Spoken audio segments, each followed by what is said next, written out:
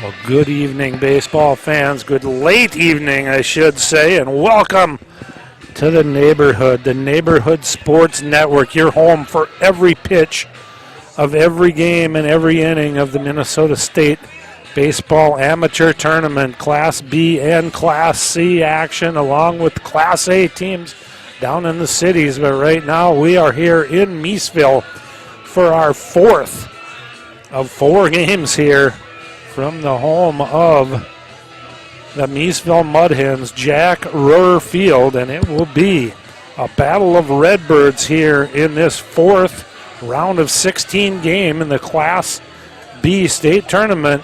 Anoka, Blaine, and Rochester have already punched their ticket into the quarterfinals, and Rochester, the Royals, a 4-0 victor over the Hamel Hawks, will await the winner of this one in a quarterfinal matchup next Saturday morning at 11 a.m. It's the 4-time defending Class B state champion Chanhassen Redbirds taking on the Coon Rapids Redbirds. The umpires and the managers are meeting, going over the ground rules, and we will be back to get the lineups and have first pitch for you here on the Neighborhood Sports Network, your home for the Minnesota State Amateur Baseball Tournament. Baseball, it's America's pastime and Minnesota's passion. The all-new Neighborhood Sports Network, in partnership with the Minnesota Baseball Association, brings you coverage of the 2022 State Amateur Baseball Tournament. Coverage of this great Minnesota tradition is proudly brought to you by the Urgency Room, fast, flexible care. McDonald's, owners and operators of Minnesota and Western Wisconsin. Find your golden opportunity at mcdonalds.com/careers. Xfinity, a better way to watch. Think Bank, meet your money. The Star Tribune, your home for the best prep coverage. And by the Minnesota Twins. Get tickets for Town Ball Night at Target Field on September 10th. Live coverage throughout the Town Ball tourney can be seen right here on the Neighborhood Sports Network. That's NSPN.TV. Welcome to the neighborhood. Now, let's get out to the ballpark. All right, we are at the ballpark, and we are ready for this first round matchup between the Redbirds of Chanhassen and the Redbirds of Coon Rapids. So the winner of this one will get bragging rights for that Redbird name. Good evening and welcome to Jack Ruhr Field.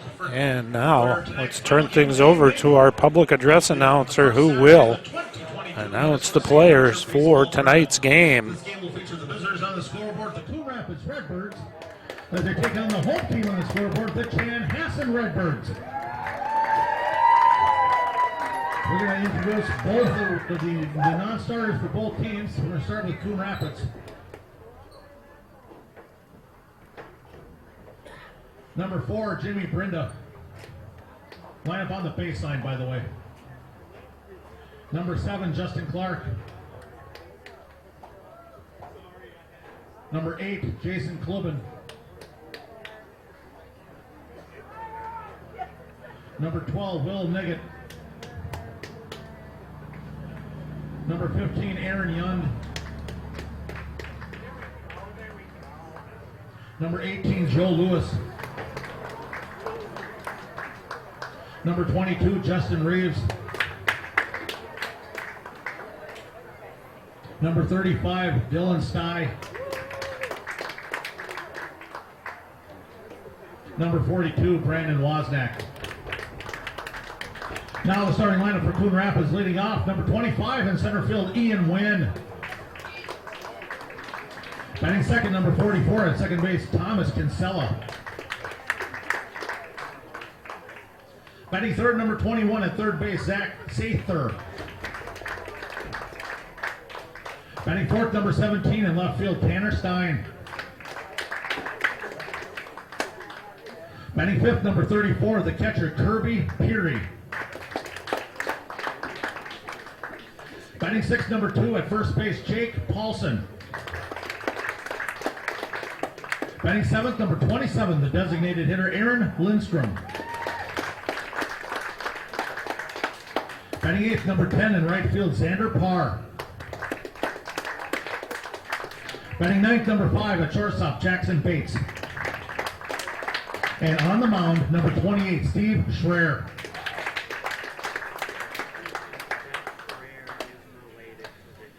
Now the non-starters for the Chanhassen Redbirds.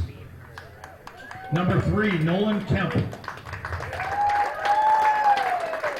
Number 7, Mitch Cummins. Number 8, Mason Miller. Number 9, Justin Arnold. Number 12, Thomas Thompson.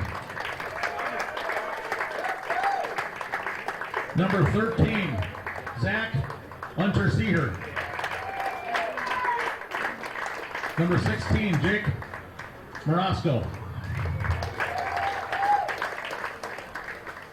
Number 20, Miles Neblo. Number 22, Fritz Meyer. Number 27, Diego Wazanen. Number 28, Chris Scholes. Number 42, Jack Nemitz. Number 44, Andrew Mulkey.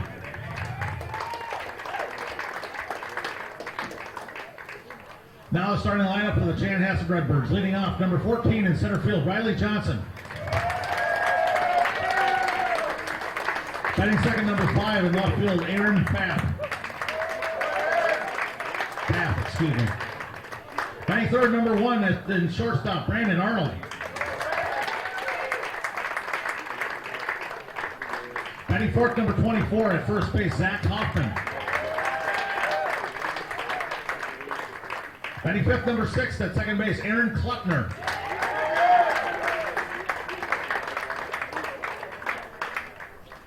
Batting sixth, number 2, the designated hitter, Noah Trush.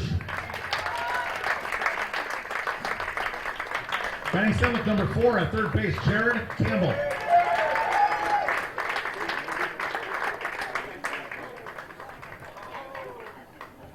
Batting eighth, number 21, the catcher, Nathan Rosenberg. Batting ninth, number 11 in right field, Joe Jerzak. And on the mound, number 17, John Straka. That boy is Ian Huntershear.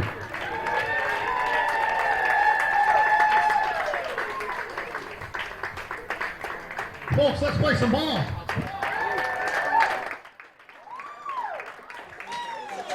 All right, we heard the announcement. Let's play some ball.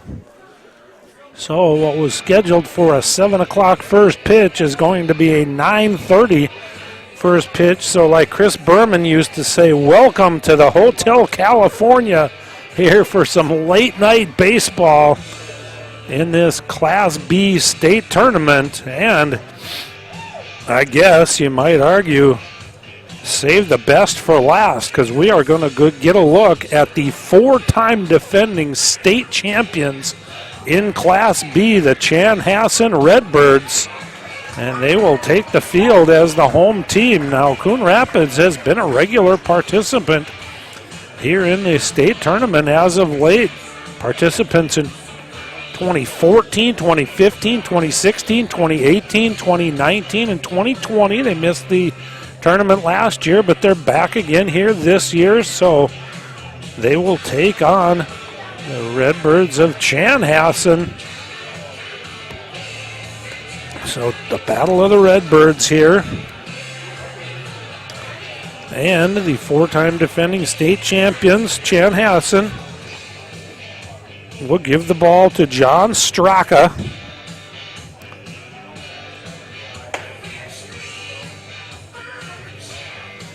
Straka.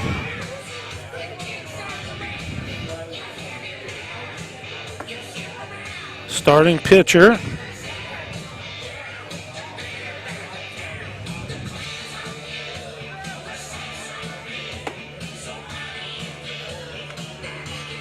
These Redbirds wear the purple jerseys.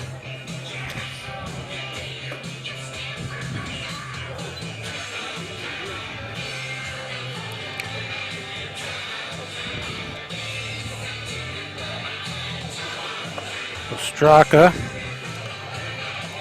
Chaska High School, and then North Dakota State for the college.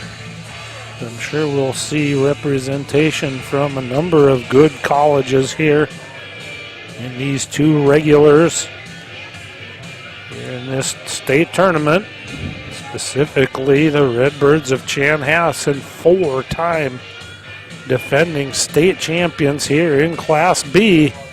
So they'll start defense of their title tonight against the Coon Rapids Redbirds, who will look to knock off Chanhassen and hand them their first playoff loss in 4 years. Make it 5 years, as they have won it 4 consecutive years. So Ian Wynn will lead things off for Coon Rapids, facing the right-hander, Straka. First pitch swung and fouled right back to the screen. So 9:36 is announced as the first pitch. So basically, one baseball game, 2 hours and 36 minutes after the scheduled start time. Lights are on here. Wynn tries to lay one down the third base line, but bunts it foul. Chanhassen, the home team. In this game, they designate the home teams here in the first round. Cold Spring was the designated home team against Anoka in the 11 o'clock game, and the Bucks of Anoka knocked off the Springers. Then Blaine, as the home seed against Sobieski, wins 5-1. And in our previous game, the home team, the Rochester Royals, were able to knock off the Hamel Hawks 4-0.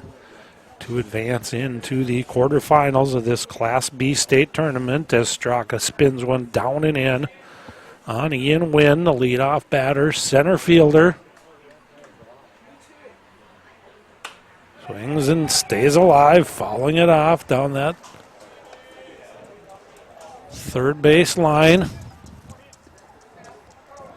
Those kids who have been allowed to stay at the ballpark chase those foul balls down. They're awarded for their efforts at the concession stand.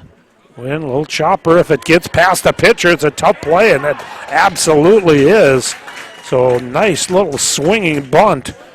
Only person that could have made a play on that one was the pitcher, Straka. Batting second, number 44 at second base, Thomas Kinsella. As we are being treated to some fireworks out over the right center field fence. You probably can see them through our camera here for the Neighborhood Sports Network. So why not start this game off with some fireworks? It started off with a swinging bunt off the bat of Ian Wynn, so it's a leadoff base runner for Coon Rapids. Big swing by Thomas Kinsella at the first offering from Straka. Kinsella plays second base. Pretty good size for a second baseman. Plays at U of M Crookston College ball, North Branch High School, the Viking. Curveball from Straka in there for a strike.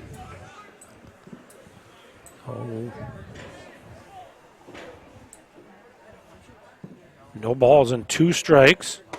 Big swing and a miss, so even at an 0-2 count, Kinsella still took a big hack at that offering from Straka, but swung through it, and the first out of the game recorded by Straka is a strikeout of Kinsella, and it'll bring up left-handed batting third baseman Jack Sather. with Wynn lead off at first. Nice little hole over there between first base and second base, Hoffman and Klepner for Chanhassen. So probably won't see Wynn run here. He wants to keep that hole open for his number 3 hitter on the right side of the field there. Long look over to first, and that pitch is in the dirt, so 2 balls and no strikes now. To the left-handed batting, Jack Sather. Sather, Coon Rapids graduate, and then played St. Cloud State University. We've seen a lot of representation from St. Cloud State University. And that pitch misses low, so Straka behind in the count now. 3 balls and no strikes to the number 3 hitter in the order for the Coon Rapids Redbirds. Straka from the set. Takes a look at Wynn and catches the outside corner at 3-0. So 3 balls and 1 strikes. The fireworks display just continue over that right center field fence. A little extra excitement for these fans who waited around a long time for the start of this ball game. Wynn goes, it's lifted into right field. Wynn's going to have to scamper back. I think they're going to double him off here. But no, the speed of Wynn gets him back in. Wynn was all the way to second base on that pop fly to right. Jerzak came in, the right fielder called it, made the catch, and Wynn was only about 2/3 of the way back to first base when Jerzak caught the ball but turned on the afterburners to beat the throw. Actually, Jerzak's throw slid underneath the glove of the first baseman Hoffman, so even had the throw been in time, Hoffman wasn't able to handle it, but the fly out to Jerzak and right is out number 2, and it'll bring up Tanner Stein. Strike on the corner to Stein. Park Center High School in Upper Iowa for the college. For Stein here. Wynn took off on that offering. Big cut and a miss, so no balls and 2 strikes. 2 off-speed pitches. Curveballs from Straka to Stein, the number 4 hitter. Again, big cut, just like his teammate Kinsella. We'll see if he shortens things up here at 0-2. Keep an eye on Wynn. 2 strikes, 2 outs. This is definitely a good time to run. He doesn't go, and the curveball is just high as the catcher Rosenberg hopped up and acted like he was ready to head for the dugout. But our home plate umpire said that that pitch missed high in the zone. So it's a 1-ball, 2-strike count. Straka catches the outside corner with that one. You almost maybe even heard our home plate umpire rise up and call strike 3. So a leadoff infield single from Ian Wynn is stranded over there at first base. And through 1/2 inning of play, no score. We'll keep it right here between this half inning. I see it.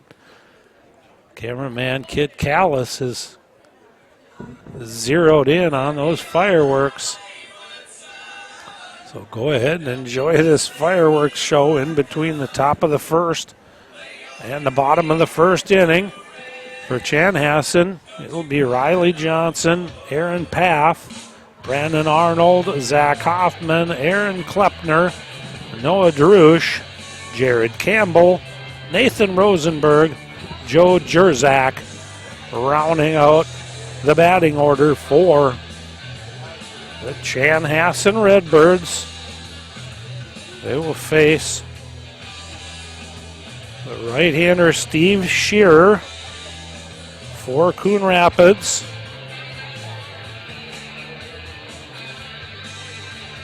Shearer, Coon Rapids High School,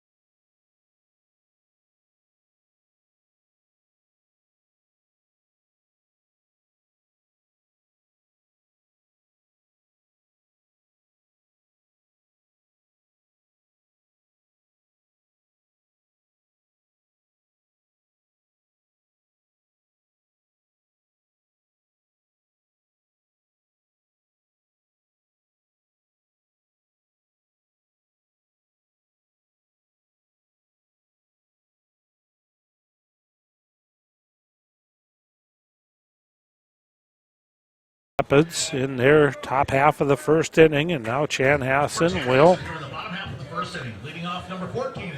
face the right-hander Steve Shearer, and Riley Johnson will step in.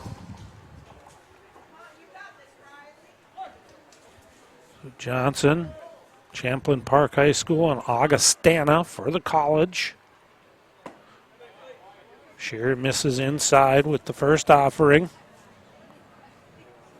A decent little crowd still hanging around for this one. Win or go home here in the opening round of this Class B state tournament. They don't go to double elimination until we hit the semifinal round, so one of these two teams will see their season come to an end, and there's a chopper down the third base line right over the bag. Riley Johnson is around first and will check in at second with a leadoff double, so a hard ground ball past the diving Sather at third base, right over the top of the third base bag. And Riley Johnson leads things off in style for the Chanhassen Redbirds. They have a runner out there at second base, nobody out, and left-handed batting. Aaron Paff steps in against Shearer, who will have to now work from the stretch. Ground ball, and that's going to get underneath the glove. They're going to send the runner home. The throw is way high over the head of Peary. And on the throw, all the way around the third goes Aaron Paff. So his ground ball to the left of Kinsella. Kinsella slid to try to knock it down, and somehow, like a hockey goalie, it got through him, through the wickets. They'll charge an error on, for sure, the throw to allow Paff to go to third base.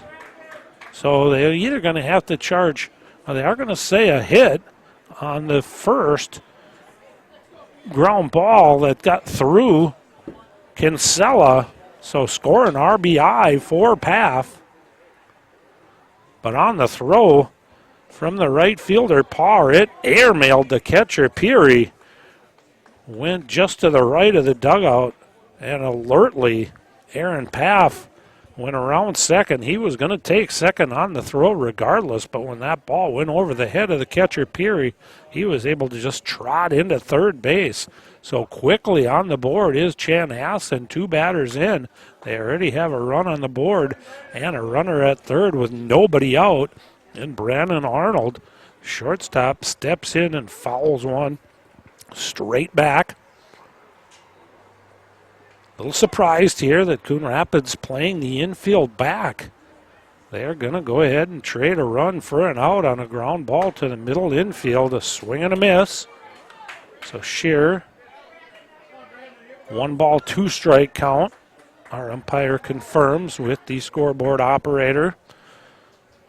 So Arnold, shortstop for Chanhassen. Chopper towards Kinsella at second, no play. Big hole over there as they had Arnold shaded up the middle. So he just chopped one over in between the first baseman, Paulson, and Kinsella. Kinsella charged, came up with it. By the time he picked up the ball, Arnold was already at first base with an infield RBI single. And it's quickly 2-0 for Chanhassen here. Just 3 batters into the game, so no outs recorded. 3 hits for Chanhassen. Still have a runner at first, and now Zach Hoffman will step in. Runner goes, good throw down to second. They are going to throw out the base runner, Arnold. So an excellent throw from Peary to the second baseman, Kinsella, covering, and they cut down Arnold, trying to steal second. Pitch was called a ball. So 2 balls and no strikes to Hoffman, but the first out is recorded. And up and in, spinning away from that one is Arnold. So 3 balls and no strikes. Arnold had a little something to say to Peary there after that pitch, but Arnold's right on top of the plate. 3-0 pitch called a strike there. Arnold thought he had a free pass. He'll kick at the dirt a little bit and let the umpire know that he doesn't necessarily agree with that call, but doesn't argue vociferously. So right back in the batter's box and now pops it up. Foul over towards the dugout. Peary will go back and make the play. Now he makes a comment towards the umpire, and he gets an extended stare from our home plate umpire. Got to be very careful here, Zach Hoffman. You don't want to get tossed out of this game arguing balls and strikes in the bottom half of inning number 1 of a state tournament game. So showed some discipline there, not saying too much more. But the pop foul out to the catcher, Peary, is out number 2. And I'm sure the home plate umpire is going to kind of keep Zach Hoffman's red jersey's number in the back of his head. And if he has anything more to say, I don't think he's going to be given the leeway that he was given there. Just a stare down as he walked back to the dugout. Bat in hand after popping out. Now ground ball to short. Up with it is Bates. He'll fire it across the diamond to Paulson.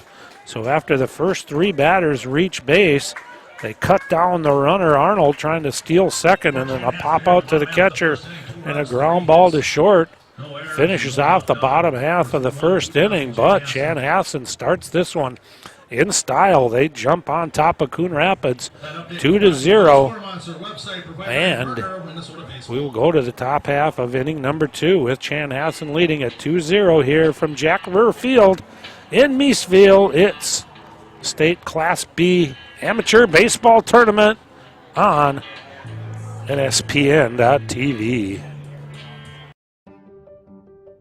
Fast and flexible care. Count on the urgency room for expert medical care when you need it most. Visit us in person. Broken bone, chest pain? We're in Eagan, Vadnais Heights, or Woodbury. Online care. Sinus infection? Strep throat? We offer easy online care. Major to minor, we can provide the level of care you need. Visit urgencyroom.com. Mobile check-in now available. Star Tribune covers high school sports as passionately as you live them. Don't miss a beat on the games you love. Check out Star Tribune all day, every day for the latest prep news, scores, and so much more.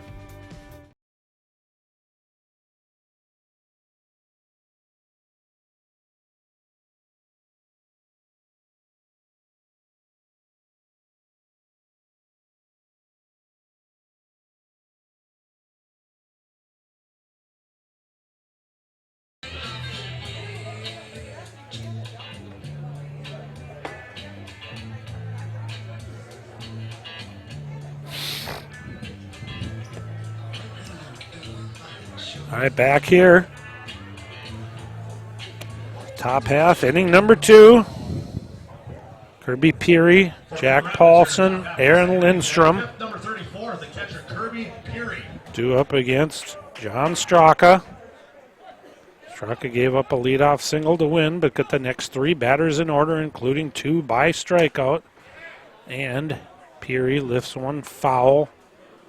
Out of play off to the right.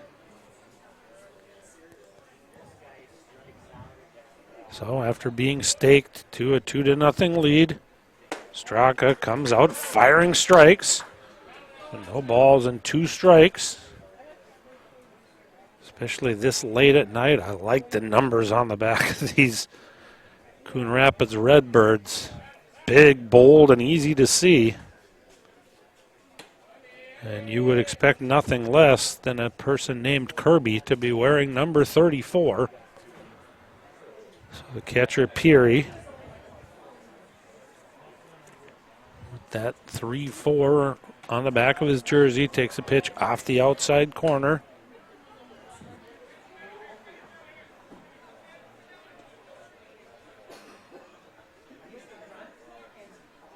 Peary played college ball, Nebraska-Omaha, swing and a miss.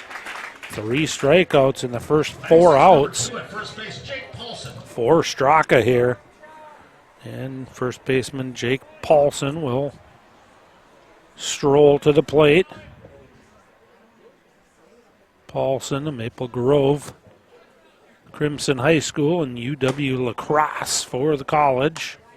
High fastball. Paulson can't catch up to that one.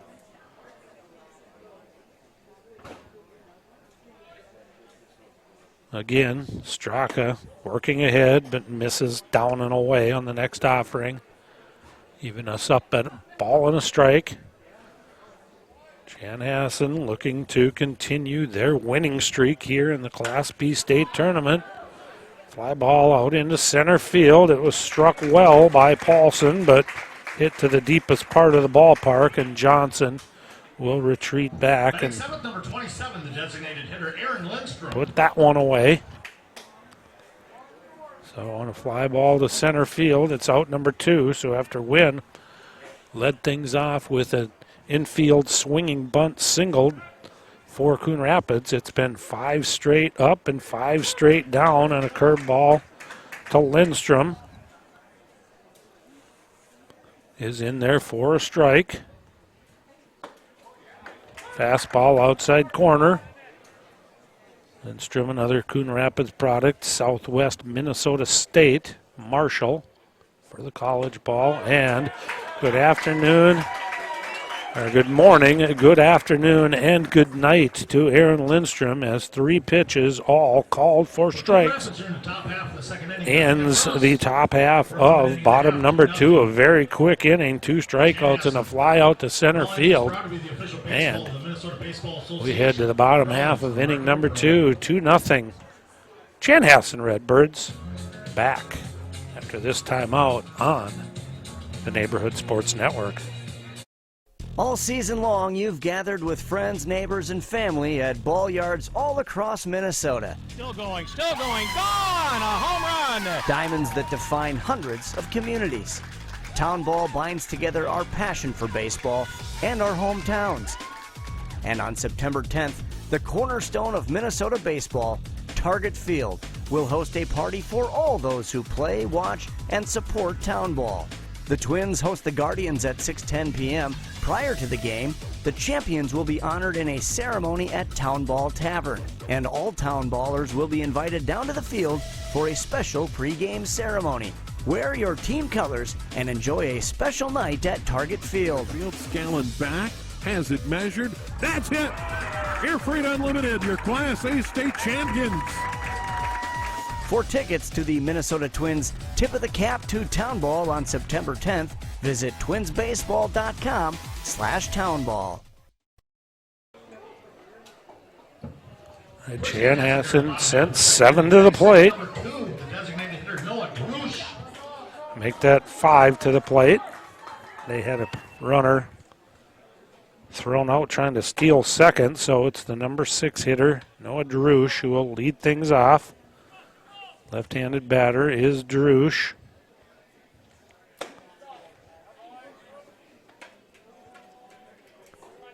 Farmington High School, no college listed.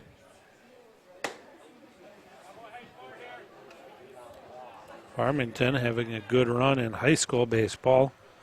Finished second last year, won the state championship the previous year, so coming from a very solid high school program, takes a called strike and now takes ball 4.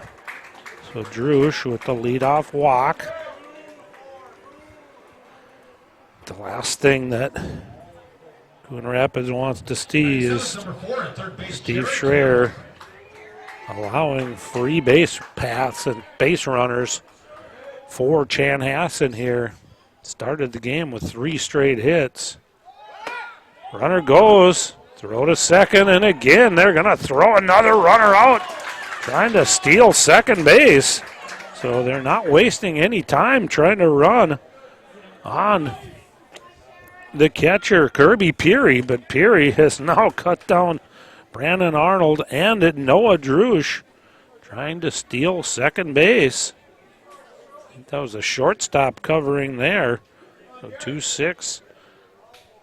On the put out of Drush. And Jared Campbell, who took that first pitch for a ball and then a big cut at the next offering. 1 ball, 1 strike, so I'm wondering, and this might just put the brakes on the Chanhassen running game as Kirby Peary cut down consecutive would-be base stealers in each of the first 2 innings as the curveball from Campbell stays up high in the zone. So Shearer will take a little quick walk around the mound to try to compose himself. He works from the stretch with nobody on base, catches the inside corner even though Campbell jumped back away from that one. So really on top of the plate is Campbell. Augustana College. Chopper to third. Almost losing his balance over there was the third baseman Sather, but regathered himself, came up with it, and fired it across the diamond to Paulson. So 2 away quickly here in the bottom half of inning number 2.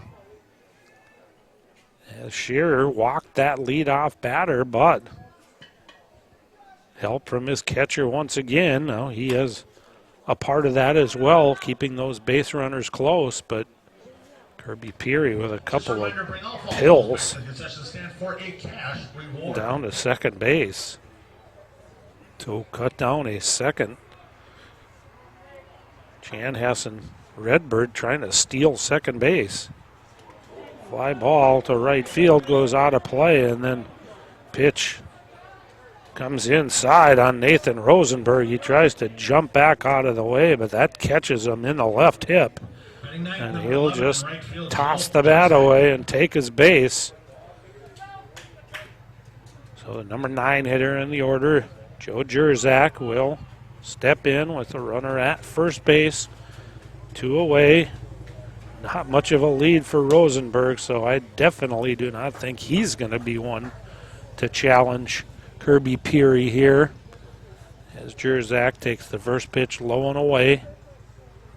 Chaska High School to Luther College, a member of the Norse, pop up down that third baseline, scampering out of the way is the third base coach for Chanhassen and leaves room for Sather to run it down and make the catch. So a pop fly foul off the bat of Jerzak will put the end to inning number 2. We will head to the top half of inning number 3. After getting the leadoff batter on, Coon Rapids has seen their next 6 batters go down in order, 4 via the strikeout against Straka. From Lonsdale, Luther Dorr from Princeton, and Leroy Kuhl from Hutchinson. The induction banquet will take place on Saturday, September 17th at the River's Edge Convention Center in St. Cloud, the home of the Minnesota Amateur Baseball Hall of Fame Museum. Tickets to the banquet can be ordered by downloading a form from the Hall of Fame website, mnamateurBaseballHOF.com. Tickets can also be ordered from Hall of Fame Secretary John George by sending an email. We'll be back here after this time.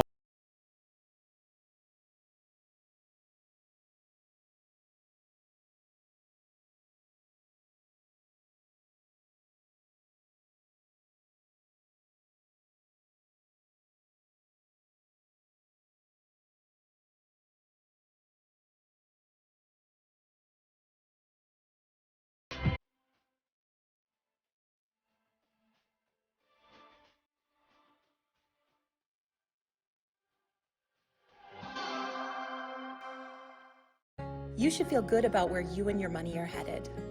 We can help you build a better relationship with your money, starting with our free Simply Better checking account.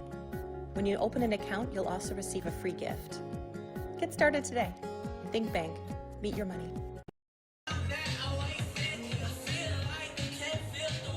It's a John Straka. We'll face Xander Parr, Jackson Bates, and back to the top of the order in Ian Wynn. Here in the top half of inning number 3.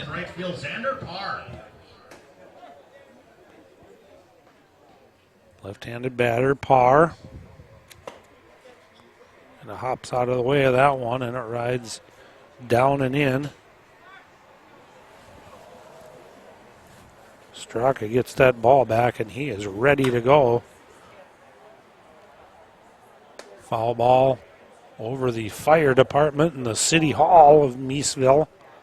City offices down that third base line. Just a long strike, evens the count at 1-1. Called strike here on Xander Parr, Coon Rapids High School, and then Century College.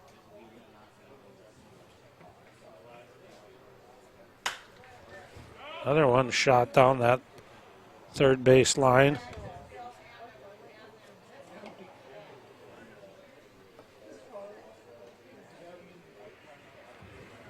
One ball, two strikes now on the right fielder, Xander Parr. 2 runs in the top half of the inning. Now a check swing. Looks like it must have went off the bat and then hit Parr. So he was kind of like shaking his right elbow like that ball had hit him, but it must have come off of the bat for a foul ball. Ground ball to short.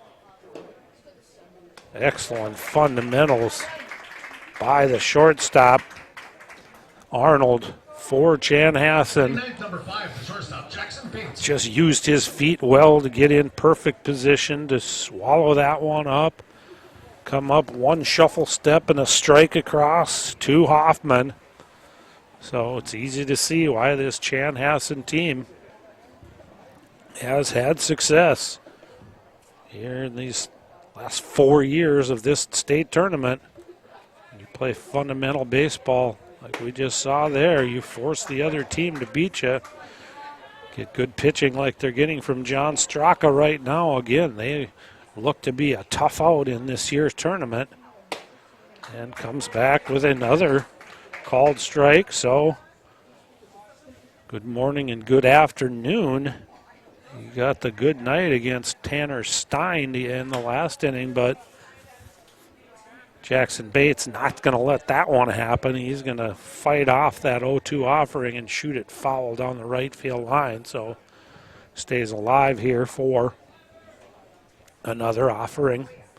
Straka will call time and rub that baseball down. Get it till it feels comfortable in that right hand. He worked from the windup with nobody on. Curveball misses outside. Good pitch there. But did not get Bates to offer at it. So 1 ball and 2 strikes. Tries to go upstairs with a fastball here. And Bates not chasing. Evens the count. 2 balls, 2 strikes, 7 in a row. Set down here by Straka. Curveball is shot foul down the right field line. I'm starting to understand why they offer a cash reward for people to bring these baseballs back to the concession stand. I have seen more foul balls in these 4 games today than I think I've seen in a long, long time. Chopper off the plate. Going to be a tough play. Barehanded, 1-hop throw, and once again, defense on display by Chanhassen as the first baseman, Zach Hoffman, takes that 1-hop throw from Jared Campbell. Campbell barehanded that hopper off the front of the plate by Bates. Tough in-between hop for Hoffman to handle, but he handled it beautifully. And 8 in a row now set down by Straka. He stands on that mound ready to throw to Ian Wynn, who steps in and takes called strike 1. So Wynn will step out, try to slow down the momentum here of John Straka, who gets that ball and like a statue just stands in, looks for his sign. Ground ball in between the legs of the pitcher, Straka. The shortstop, Arnold, tries to barehand it, but even if he comes up with that, I highly doubt he's going to throw out the speedy Ian Wynn. So it's consecutive infield singles from the leadoff spot. Ian Wynn for Coon Rapids, and let's see if Coon Rapids can do anything with this 2-out single. They left Wynn standing right there at first base after the leadoff single. Kinsella doesn't get cheated on his cuts, so let's see what he does against Straka here. Wynn thought about going, but Kinsella gets jammed. Pops it up over towards the first base dugout.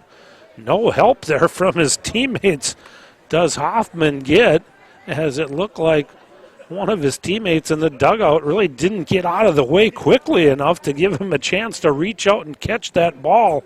It just careened off the end of his glove and into the dugout.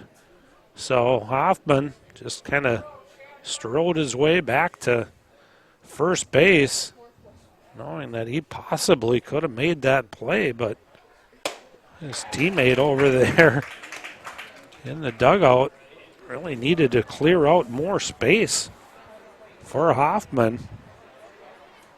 Andrew Mulkey just kind of stayed right there at the top of the dugout. Didn't allow Hoffman room to make the play, but Straka gets Kinsella on another big swing and a miss. Kinsella again with a big cut at 0-2. Straka not going any waist-type pitch there. He just comes right after Kinsella. I think a big swinger like Kinsella, I might try to climb the strike zone here and see if you can't get him to chase something up and out of the zone with a cut of that ferocity. It's going to be very difficult for him to catch up to something up around his eyeballs. And he hooks a curve in there, leaves that one up in the zone. I don't think he wants to throw that same pitch out over the plate to Kinsella. This game could be tied very quickly with one swing of the bat if Kinsella can connect with that big cut. And the pitch comes, and that one just stays up in the zone as well. So 2 balls and 2 strikes. So I think they might be trying to set Kinsella up for something here with curveballs up in the zone. Maybe they're going to look to go down and away. Fastball in on the hands. Turning on it is Kinsella. He banks it off the wall. Wynn's got great speed. He's going to come around third and score. So Thomas Kinsella with a double off the left field fence with 2 outs. Thomas Wynn was able to get off on the crack of the bat. The left fielder, Paff, looked like he might be able to catch that one, then pulled up, tried to play it off the wall, and it kind of ricocheted off of his leg, which gave Wynn the opportunity to chug around third base and score. The cutoff throw to the shortstop, Arnold, went off of his glove, so no throw to the plate, and we've got ourselves a 1-run ball game and a runner out at second base in Thomas Kinsella. So 2-1 here. Jack Sather steps in. He takes a called strike from Straka.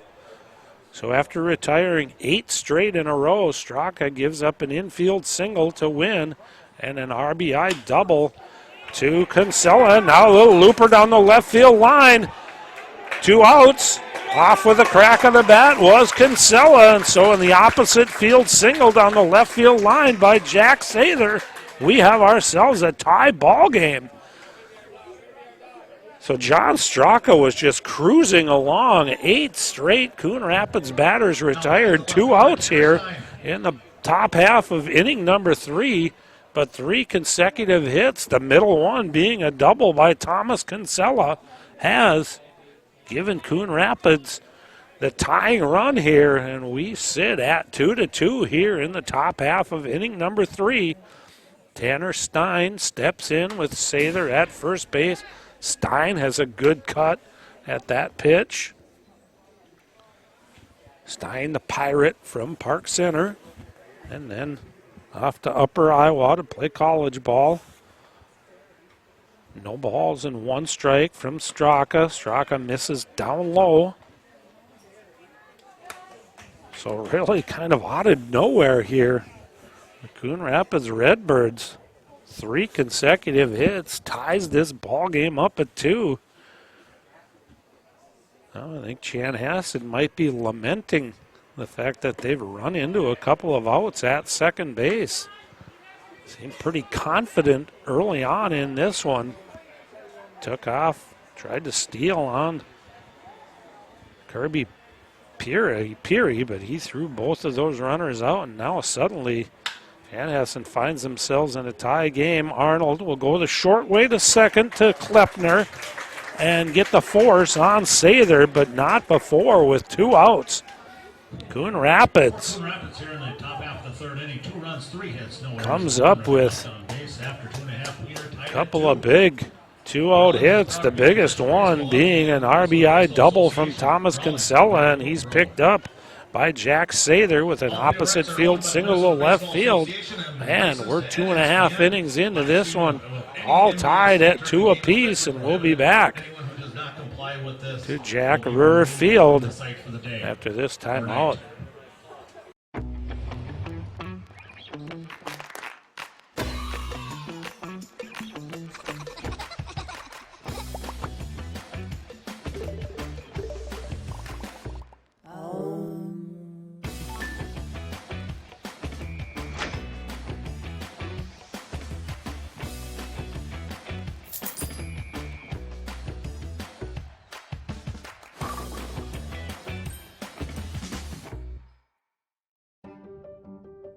Fast and flexible care. Count on the urgency room for expert medical care when you need it most. Visit us in person. Broken bone, chest pain? We're in Eagan, Vadnais Heights, or Woodbury. Online care. Sinus infection? Strep throat? We offer easy online care. Major to minor, we can provide the level of care you need. Visit urgencyroom.com. Mobile check-in now available. Coon Rapids now pitching number 7, Justin Clark.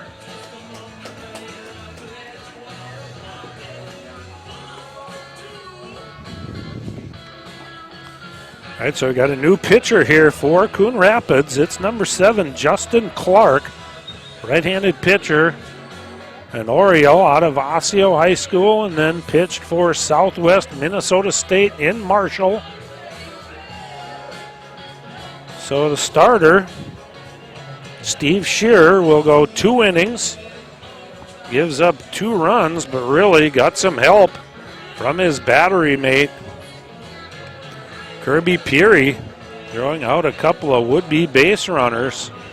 So Chanhassen started this game with 3 consecutive hits, but really kind of the momentum shifted when Brandon Arnold was thrown out trying to steal second. They got Hoffman on a pop out to the catcher, and Klepner to ground out to short. And then after a leadoff walk, Noah Drusch was cut down trying to steal second.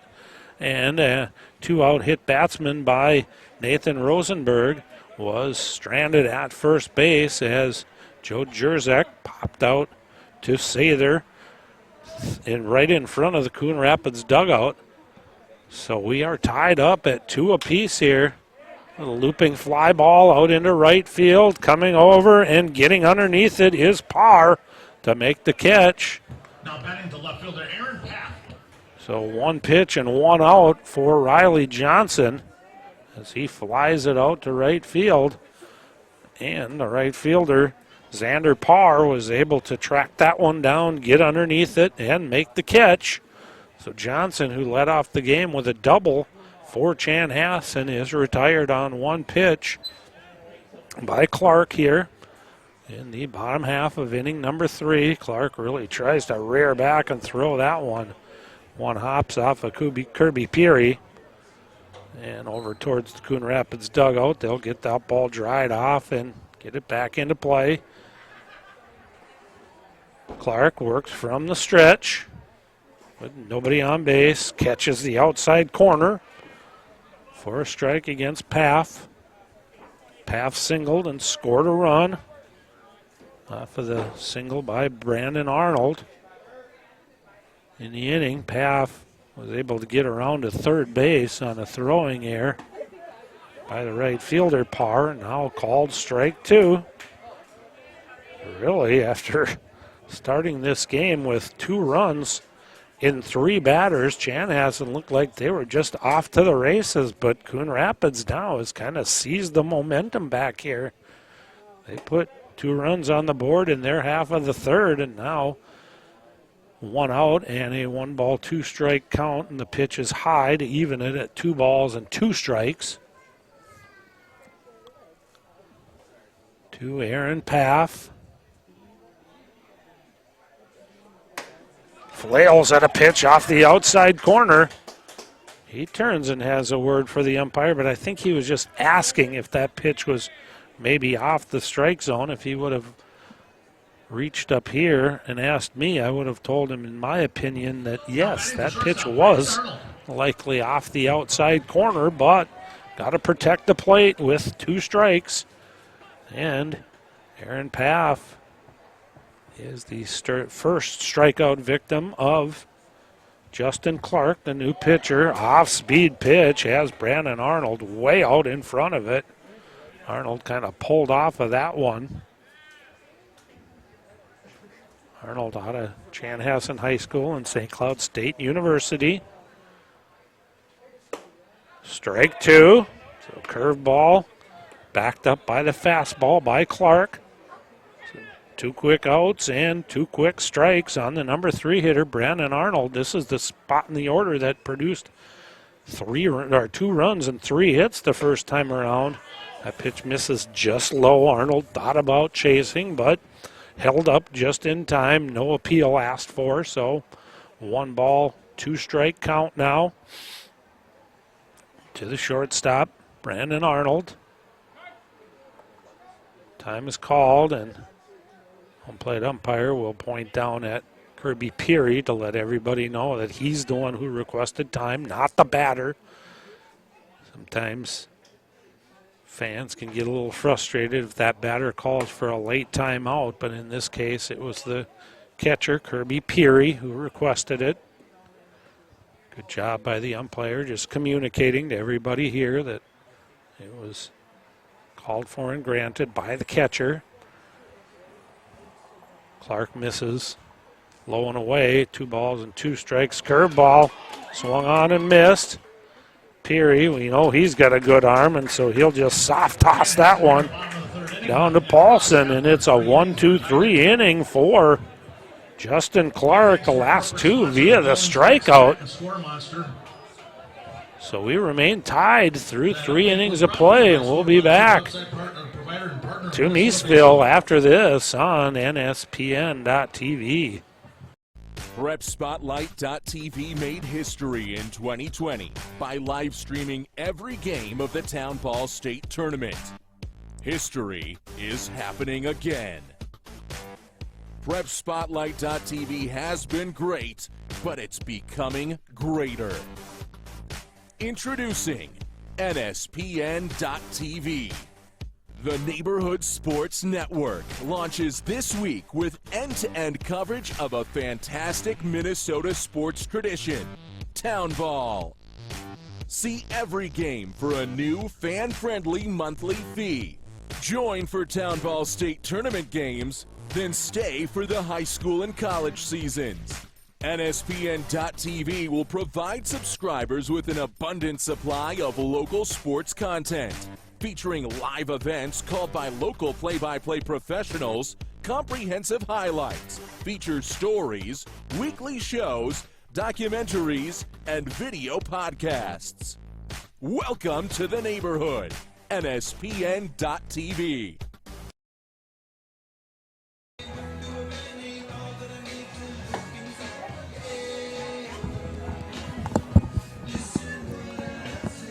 So John Straka back out for his 4th inning of work. He was cruising right along. Infield single to lead off the game for Ian Wynn, but then 8 straight batters set down, so harmlessly 2 outs. Top half of inning number 3.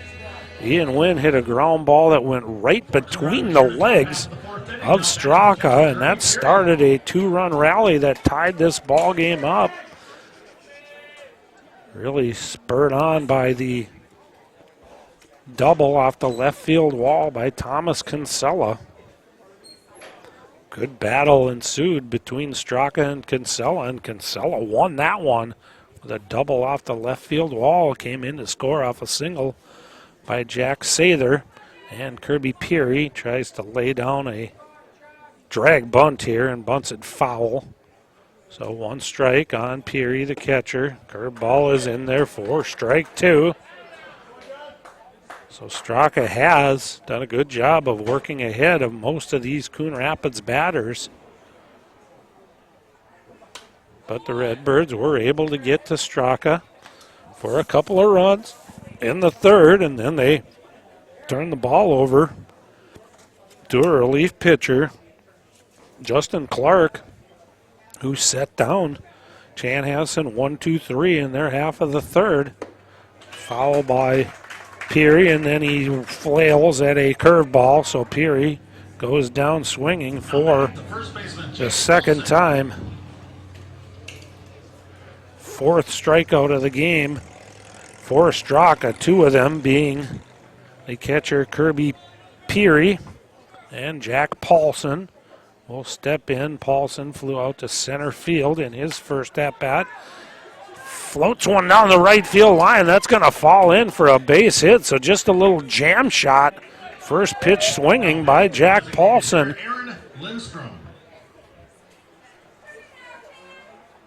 So Coon Rapids going the opposite way here. Jack Sather's RBI single to tie this game up was an opposite field little looper down the left field line by a left-handed batter, and here with 1 away, Jack Paulson loops one down the right field line from that right-handed batter's box and gives Coon Rapids a base runner here, and Aaron Lindstrom will step in. Lindstrom with a big cut there. Fouled it off, backing out of play.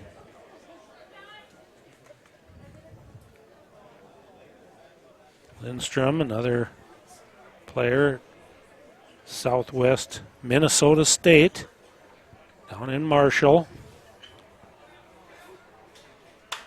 Fastball right down the heart of the plate, and Lindstrom shoots that one foul out into right field. So after going down on 3 strikes looking in his first at-bat, Lindstrom a much more aggressive at-bat here in the top half of the 4th inning. Got a couple of fastballs and fouled them both off.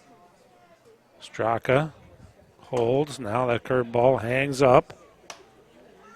Paulson with a decent lead over there at first base.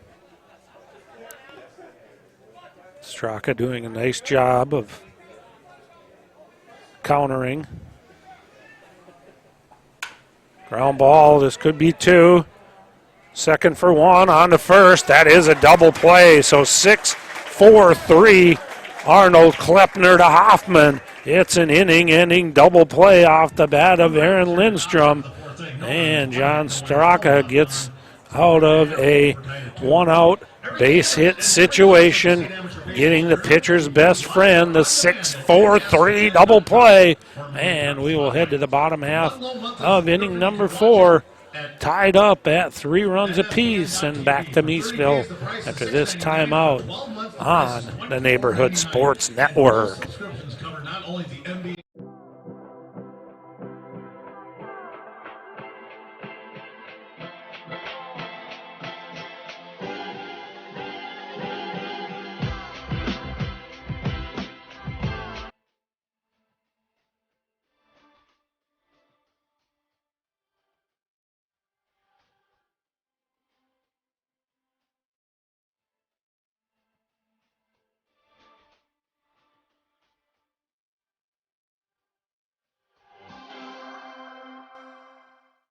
You should feel good about where you and your money are headed.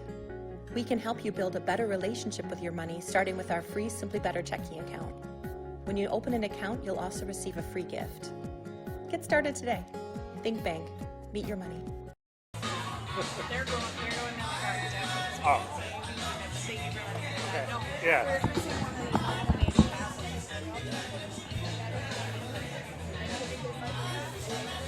I just walked by and act like a hockey yeah.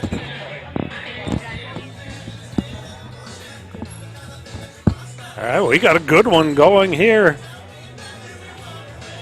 2 runs, 5 hits, 1 error for Coon Rapids. 2 runs, 3 hits for Chanhassen. But since they started the game off with 3 consecutive hits, a double by Riley Johnson, singles by Paff and Arnold, they have been held hitless by the starter Steve Shearer. And now through inning number 3, Justin Clark, who will come back out and face Hoffman, Klepner, and Drusch.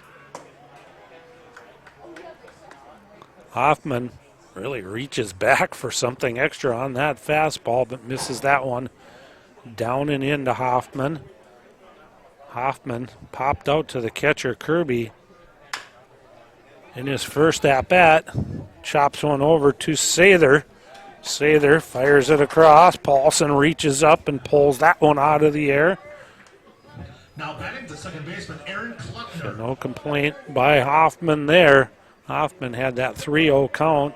Didn't like the 3-0 strike call from our home plate umpire, then popped out foul to the catcher, Peary, and had something to say for the umpire as he walked back to the dugout. But there, on a 1-strike pitch, grounds out, or 1-ball pitch, grounds out to the third baseman, Sather. And now it's Aaron Klepner who will step in. Takes a curveball low for ball 1. Strike on the outside corner. Good pitch from Justin Clark there. Klepner grounded out to the shortstop, ending the 2-run first inning for Chanhassen. Really, the momentum of that inning was kind of killed when Brandon Arnold was thrown out trying to steal second base. Hoffman popped out. Klepner grounded out to short, and since then, really Chanhassen had not much going. A little squirter over towards first. Excellent play at first base by Paulson, and also give credit to Justin Clark covering. He didn't run straight to the base and risk a collision with the runner Klepner. He cut over towards that foul line and then ran up the line to give Paulson a good target to throw over to Clark covering, and Clark was able to beat Klepner to the base. 2 away, so good play all around defensively by Coon Rapids there. And there's 2 away here in the bottom half of inning number 4. And Noah Drusch takes ball 1. Clark has fallen behind each of the 3 batters in this inning. 1 ball and no strikes. He got the first 2 in Hoffman and Klepner, but now falls behind Drusch. 2 balls and no strikes. Drusch drew a walk leading off the second, but he was also cut down trying to steal second base. So has not put the ball in play yet. Good swing there on a 2-0 offering, but swung through that fastball from Clark, and 2 balls and 1 strike. Left-handed hitting, Noah Drusch. That one misses. 3 balls and 1 strike.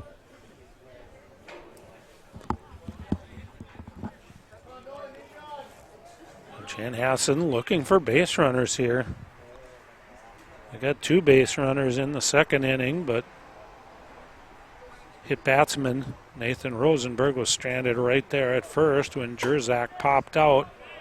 Now that one misses inside, so it's a 2-out walk Now batting the third baseman, Jared Campbell. to Drusch, and Jared Campbell will step in. Campbell, third baseman. Rochester Mayo product. Ironically, we just saw the Rochester Royals play, so he has worked his way down to Chanhassen and not playing for his high school hometown of Rochester here. Plays for the Chanhassen Redbirds. College ball at Augustana. Pitch is on the outside corner for a strike from Clark.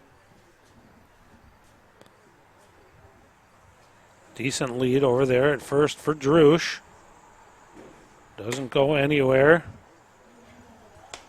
Peary, very confident behind home plate, really handles that ball nicely. Played catcher at Nebraska Omaha. So some tremendous college experience behind home plate here for the Redbirds of Coon Rapids. Runner goes.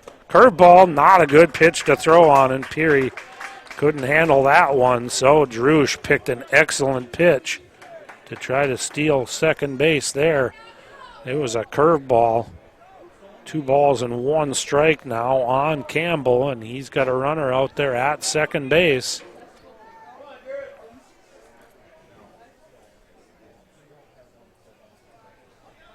Campbell, right-handed batter, grounded out to third in his first at-bat. Shoots one foul down the right field line. He's got a nice hole over there between the first baseman Paulson and the second baseman Kinsella. They really have him shaded up the middle, does the second baseman Kinsella, so he's got a really good sized hole over there on the right side of the infield. Kinsella trying to keep that runner a little bit close, but a swing and a foul tip to the glove of Peary will end the bottom half of inning number 4. Third strikeout since coming in relief for Justin Clark. So we remain tied at 2 apiece through 4. We'll head to the top half of inning number 5 and back with it for you here from Miesville on NSPN.TV. It's the Minnesota State Class B Amateur Tournament. We have all the action. You should feel good about where you and your money are headed. We can help you build a better relationship with your money, starting with our free Simply Better checking account. When you open an account, you'll also receive a free gift. Get started today. Think Bank. Meet your money.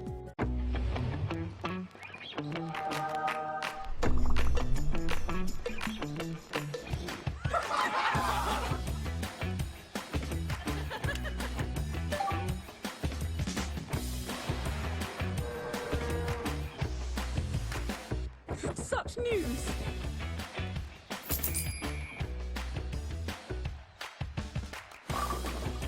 It's everything I ever wanted.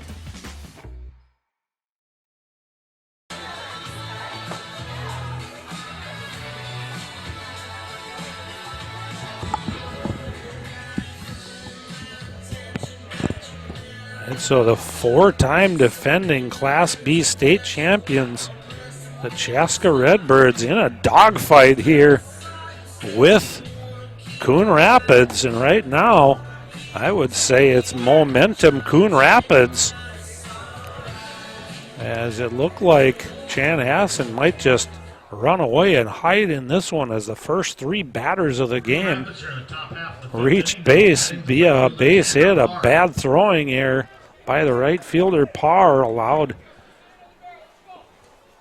the second batter of the game, Paff, to move up to third base. He scored on a single, and it was quickly 2-0. But since that time, it's been all Coon Rapids. They've out-hit Chaska 5-0, outscored the Redbirds of Chaska 2-0, and we've got ourselves a tie ball game as Xander Parr steps in for Coon Rapids. First pitch is low. The next pitch also misses down in the zone. So Straka not getting ahead of the batters like he had been doing, and now misses down again. So 3 straight pitches down in the strike zone here. Xander Parr, the number 8 hitter in the order, trying to give Coon Rapids another base runner. Strike on the outside corner. So 3-1 for the right fielder, Xander Parr. Slicing fly ball out into left field, but hustling over there, getting underneath it is the left fielder Paff, and he reaches up and puts that one away. That ball can get up into these lights here. They're very bright lights. Not a lot of them on each pole, but the lights that are in there are very bright. So I could see at some point tonight that coming into play. A ball that gets hit right into the middle of those lights could wreak havoc for one of these outfielders, but Paff did a nice job of staying with that ball off the bat of par and put it away for out number 1, and Jackson Bates step in. Bates takes called strike and then a ball low, so Straka really trying to work down in the zone here in this top half of the 5th inning. Misses again low, so the 5 pitches that he's missed with in this inning have all been down in the zone. Number 9 hitter here, Jackson Bates. Broken bat here. Charged at the shortstop. Bates was a little bit unhappy about getting jammed there. He didn't hustle out of the batter's box. It was not an easy play for the shortstop Arnold. He came in and made a good play, but it wasn't nearly as close as it could or should have been if Bates would have hustled out of the batter's box. Instead, he was a little bit disgusted getting sawed off on that pitch from Straka and made it a little bit easier of a throw for the charging Arnold from shortstop. So the 6-3 putout will spin the order back to the top to Ian Wynn. Wynn has 2 of the 5 hits in the game for Coon Rapids, both of the infield variety. His speed was on display on the double by Kinsella. He easily scored on that ball off the left field wall. No play at the plate on Wynn. So definitely good speed at the top of the order here for Coon Rapids, and they would love to see Wynn get on base here again. It was this same situation in the top half of the 3rd inning. Parr and Bates were 2 quick outs. Now Wynn pops one into shallow center field. I think Arnold will call this one and put it away. So a quick 1-2-3 top half of the inning. They're able to get Isaac Wynn for the first time tonight on a pop-out to the shortstop Arnold. And we are halfway through this one. We're working our way to the bottom half of inning number 5. It's a 2-2 ball game, and we will come back to Miesville after this timeout on NSPN.TV. You should feel good about where you and your money are headed. We can help you build a better relationship with your money, starting with our free Simply Better checking account. When you open an account, you'll also receive a free gift. Get started today. Think Bank. Meet your money.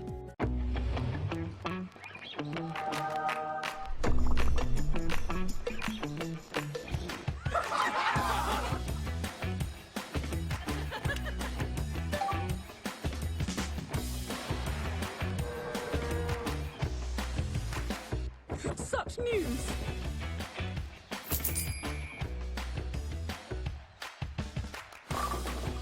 It's everything I ever wanted.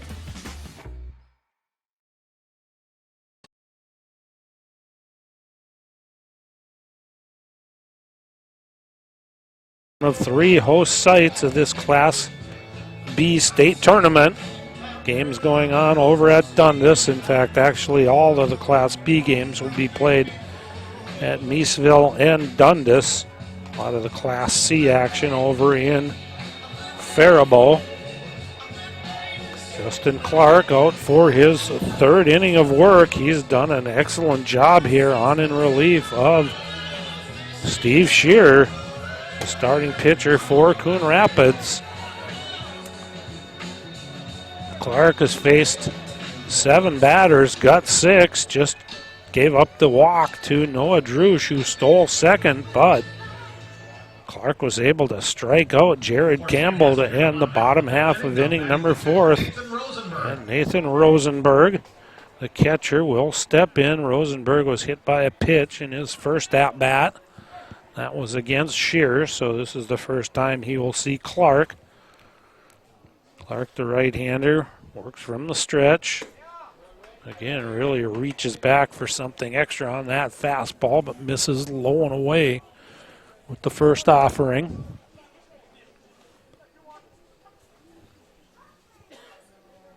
Rosenberg.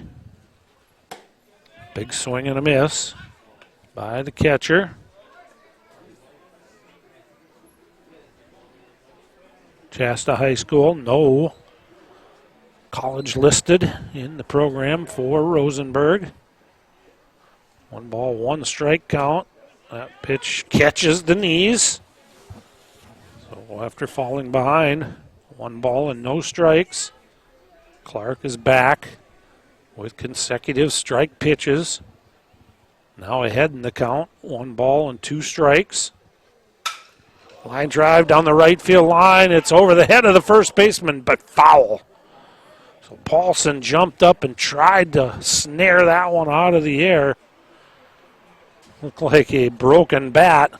In fact, it is a broken bat. The top half of the bat lay out right in front of the pitching mound. And Rosenberg threw back the other half of the bat into the dugout. He's trying to shake that off of his right hand. Bit of a stinger here, and obviously as this night grows deeper, it's definitely cooling off here. Just a wisp of a wind still coming in from right field, but I don't think after that rain with this heavy air that this ball is going to carry very far tonight. Curveball swung on. Foul tip to the glove of Peary. And again, Peary just very confident back behind home plate there, handling these pitches. That's the second time it's been a foul tip to his glove, and he just makes easy work out of it. Just comes right up and fires it down to third base to start the around the horn. So consecutive strikeouts now. Campbell to end the fourth and Rosenberg to start the fifth, and he starts off Joe Jerzak with a strike called here. Jerzak popped out to the third baseman Sather to end the bottom half of inning number 2, so that'll tell you how effective Clark has been since coming in here.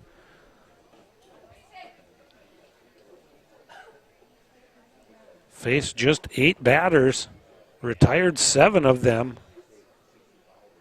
So it's been since the second inning since the number 9 hitter Jerzak has had a plate appearance here. And we are now in play in the bottom half of inning number 5 as Jerzak shoots that one foul Once again, all foul balls down the right field line. Cash reward. Thank you.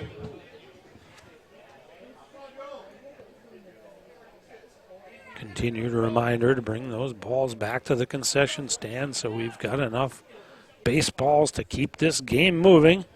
1 ball, 2 strikes, and called strike 3 on Jerzak. So 3 consecutive strikeouts now of the Chanhassen Redbirds by Justin Clark.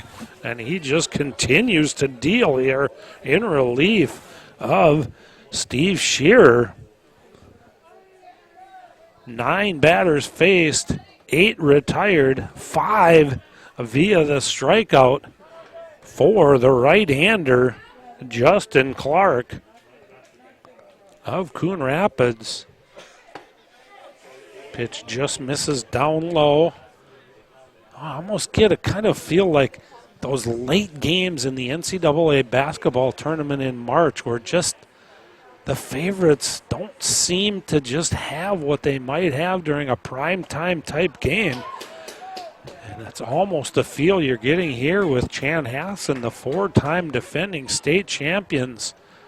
Have really just kind of bogged down offensively here against Justin Clark and Coon Rapids as Riley Johnson takes a strike and swings at a pitch in the dirt here. So after getting ahead, 1 ball and no strikes, Riley Johnson takes a curveball for a strike and then chases one in the dirt. So 1 ball, 2 strikes now. Johnson started this game off with a double and scored off of the single by Aaron Paff. But really, since then, it's been nothing doing for Chanhassen. As going back to that curveball again, Clark tries to get Johnson to chase another one in the dirt, but Johnson nothing doing on this curveball, so run the count even here. 2 balls, 2 strikes, 2 away here. Bottom half, inning number 5. We're tied up at 2 apiece. And that one is in the dirt again, so a heavy dose of breaking balls here to Riley Johnson. Maybe has finally worked his way into a fastball count at 3 balls and 2 strikes. Johnson from the set. Fastball right down the heart of the plate. Riley Johnson knew it. He just started walking back towards the dugout. So after seeing that heavy dose of breaking ball, Clark had Johnson set up for a fastball, and Johnson not expecting it. Just watched that one go right down the heart of the plate. No argument necessary, because that ball was right through the strike zone, and Riley Johnson is the 4th consecutive strikeout for Justin Clark. Snapper mow him down inning there in the bottom half of the 5th. If fans out there don't quite remember, the Minnesota Twins used to have a promotion where they would pick an inning, and if the pitcher struck out all 3 batters, 1, 2, and 3, somebody was going to win a lawnmower. Kind of tough to see that happening very often in Major League Baseball, to randomly select 1 inning that a pitcher is going to give up, or a pitcher is going to strike out 3 consecutive Major League batters. So I don't think Snapper gave away a whole lot of lawnmowers in that particular promotion, but certainly a memorable promotion, because every time I see a 1, 2, 3 strikeout inning, I'm certainly reminded that would be considered a snapper, mow 'em down inning, and put one in the books for Justin Clark in the bottom half of inning number 5 of this Class B state tournament game.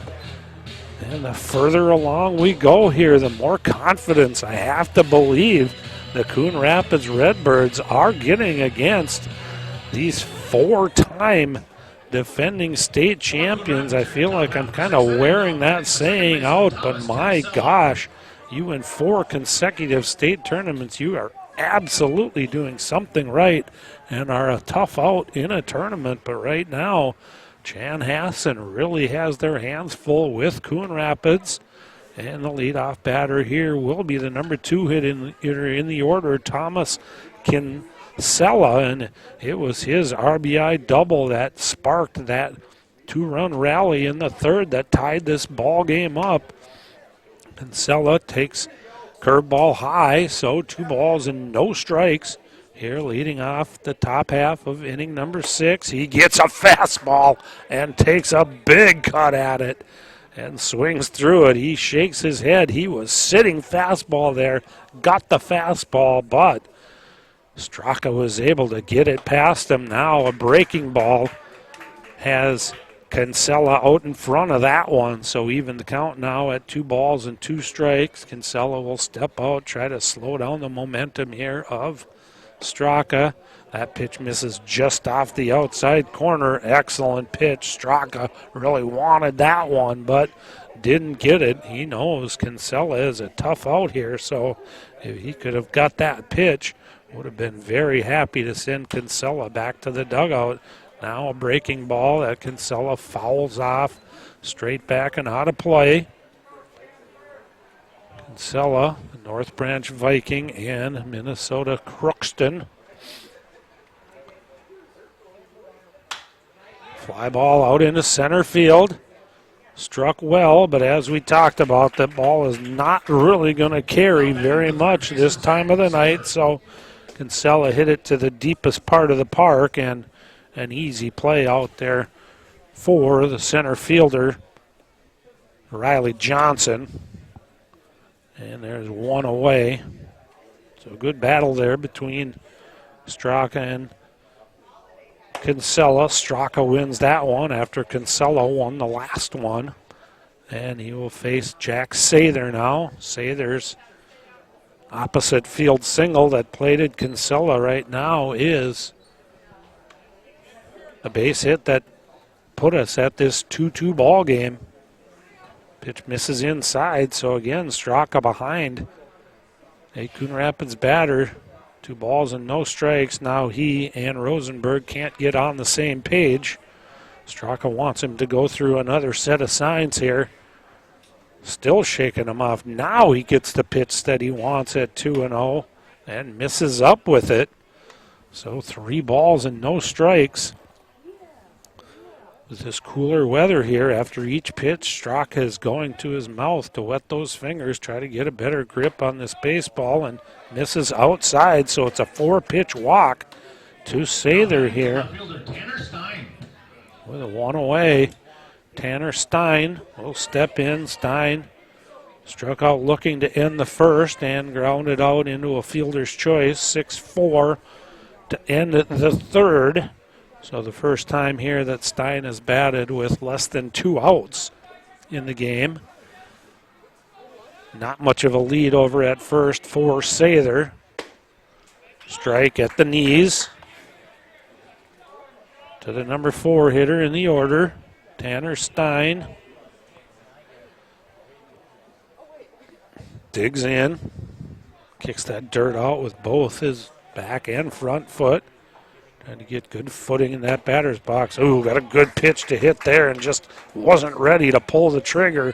Kind of went after it, tried to stop, went after it again. So kind of got fooled on that high fastball from Straka. And now behind in the count, no balls and 2 strikes. He took a little walk around there to compose himself.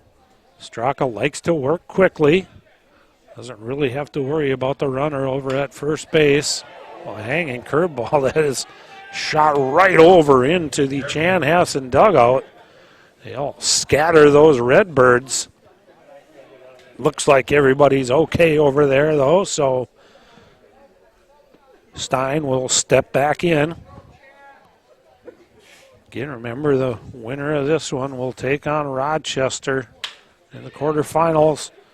Ground ball to the left of the third baseman, Campbell. He gets a glove on it to knock it down, but a perfectly placed ground ball in between short and third. Wasn't very hard hit, but got it just enough to the left of the third baseman, Campbell, who got a glove on it. And now we're going to get a pinch runner at second base for Sather. Going to be Jason Klubin.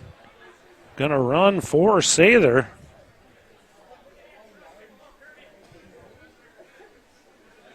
So get a little bit more speed out there.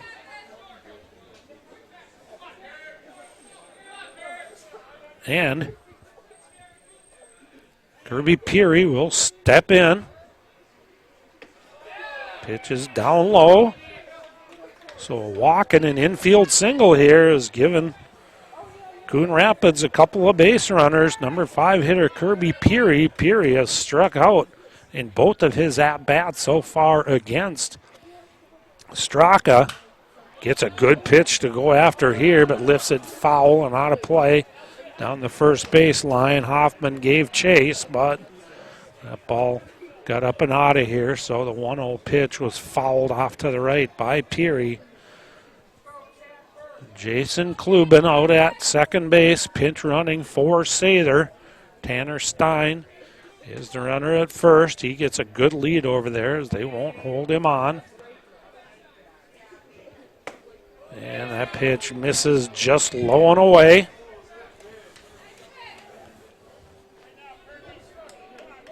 Straka did not like that call. He was hoping to get strike 2 on Peary there, but umpire said that that one missed just off the plate. So 2 balls and 1 strike. Now that one rises the umpire up for called strike 2. So it's like Peary is really just having a difficult time reading that pitch off the hand of Straka. 2 straight strikeouts, and now 2-ball, 2-strike count. Swings and misses. So 3 straight strikeouts for the Nebraska Omaha product, Kirby Peary. While he's doing the job defensively behind home plate, it's been a difficult day at the plate offensively for Peary. So now he'll turn it over to Jack Paulson. Paulson has one of the 6 hits in the game for Coon Rapids. It was a 1-out single in the 4th. He was erased on a double play ball off the bat of Lindstrom. Now a chopper to third, but that one's going to go foul wide of the bag. Good hustle and speed by Klubin there at second base. Clearly, the pinch runner out there at second, they're thinking try to score a run here on any ball that is hit to the outfield. I didn't think that Jack Sather really would be able to accomplish that feat as easily as it looks like Jason Kluber would be able to do if somehow Paulson can find the grass in the outfield with a base hit. And there's a ground ball up the middle. It's played by the shortstop. His throw to first, and a great scoop there by Hoffman. So a big play behind Straka by the shortstop Arnold, and another great scoop by the first baseman Hoffman.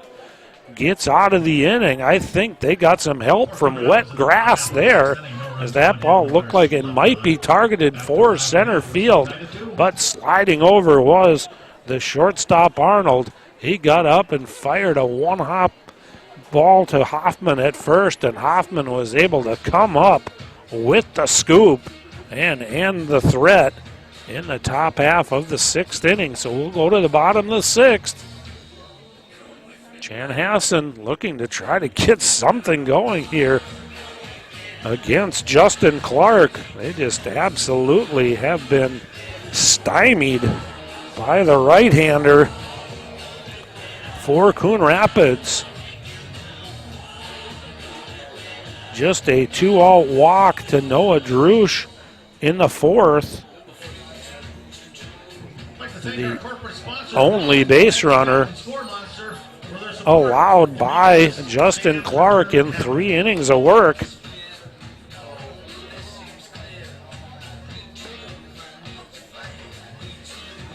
So 10 batters face, 9 retired, 6 via the strikeout for Justin Clark. It'll be the heart of the order here, 2, 3, and 4 for Chanhassen. Aaron Paff, Brandon Arnold just came up with that excellent defensive play to keep Coon Rapids from taking the lead in this one. And then Zach Hoffman trying to solve the puzzle that has been Justin Clark here in this one. Chanhassen came out with their hitting shoes on. First 3 batters in the order. Double, single, single. Since then, a goose egg in the hit column for the Chanhassen Redbirds. And it'll be Aaron Paff who will lead things off. Paff had an RBI single in the 1st, struck out in the 3rd. That was against Clark. Always seems like that first pitch out of the inning, Clark really just rears back and tries to throw it through the glove of Kirby Peary. Has got himself behind in the count, 1 ball and no strikes, but he's done a really good job of coming back from those situations and does that right here, and starting to see a little bit of frustration now on the face of these Chanhassen batters as Aaron Paff took a look back and kind of gave a wry smile at the home plate umpire on that strike call there. Another one on the outside corner. No argument from Paff on that one. Excellent pitch by Clark there. So again, after falling behind, 1 ball and no strikes, Clark just comes right back with 2 straight strikes against Paff, and he's got Paff kind of thinking, and all Paff can do is stick that bat out and stay alive on that fastball. That was probably off of the outside corner there, but again, Paff, after having looked at consecutive strike calls, doesn't want to be the 5th consecutive strikeout victim of Clark looking. Now a little looping line drive out into left field. Over and reaching down and making the catch is the left fielder Stein.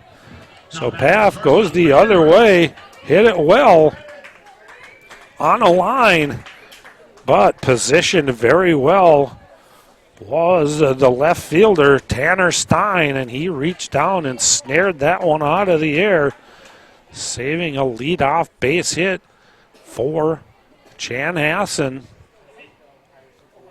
Breaks the strikeout streak, but 5 consecutive batters now retired. And again, pitch 1 of the at-bat is a fastball that Clark reaches back for a little something extra on and misses off the outside corner. So behind Brandon Arnold, 1 ball and no strikes. Chopper out to second. Easy play over there for the second baseman, Kinsella, Now batting the first baseman, who has re-entered into the game after being, I'm sorry, that's Sather who got pinch run for, so Kinsella just staying at his second base position. Third baseman Sather has re-entered into the game, so Kluber's pinch running duties are done for the night. 2 away here. Zach Hoffman steps in and again reaching back, but finding the outside corner on that first pitch fastball is Justin Clark. 6 in a row set down by Clark after the walk to Noah Drush, but he had set down 5 in a row before giving up that 2-out walk to Drush, so 11 of 12 batters set down by Justin Clark, and a swinging strike on Zach Hoffman here will make the count no balls and 2 strikes. 2 away here, bottom half of the 6th, and again, a little bug in the eye issue for Hoffman, so he'll ask for a quick timeout. Clear out those eyeballs so he can get a look at this 0-2 offering from Clark. Fastball off the outside corner. 1 ball, 2 strikes. Hoffman popped out to the catcher, Peary, and then grounded out to third in the 4th.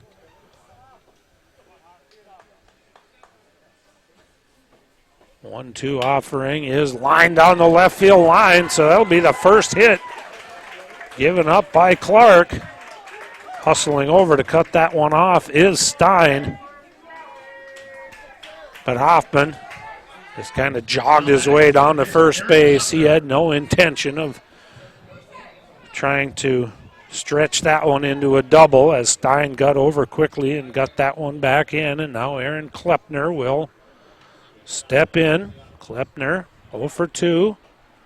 Grounded out to shortstop and grounded out 3 to the pitcher covering on a good play by Paulson.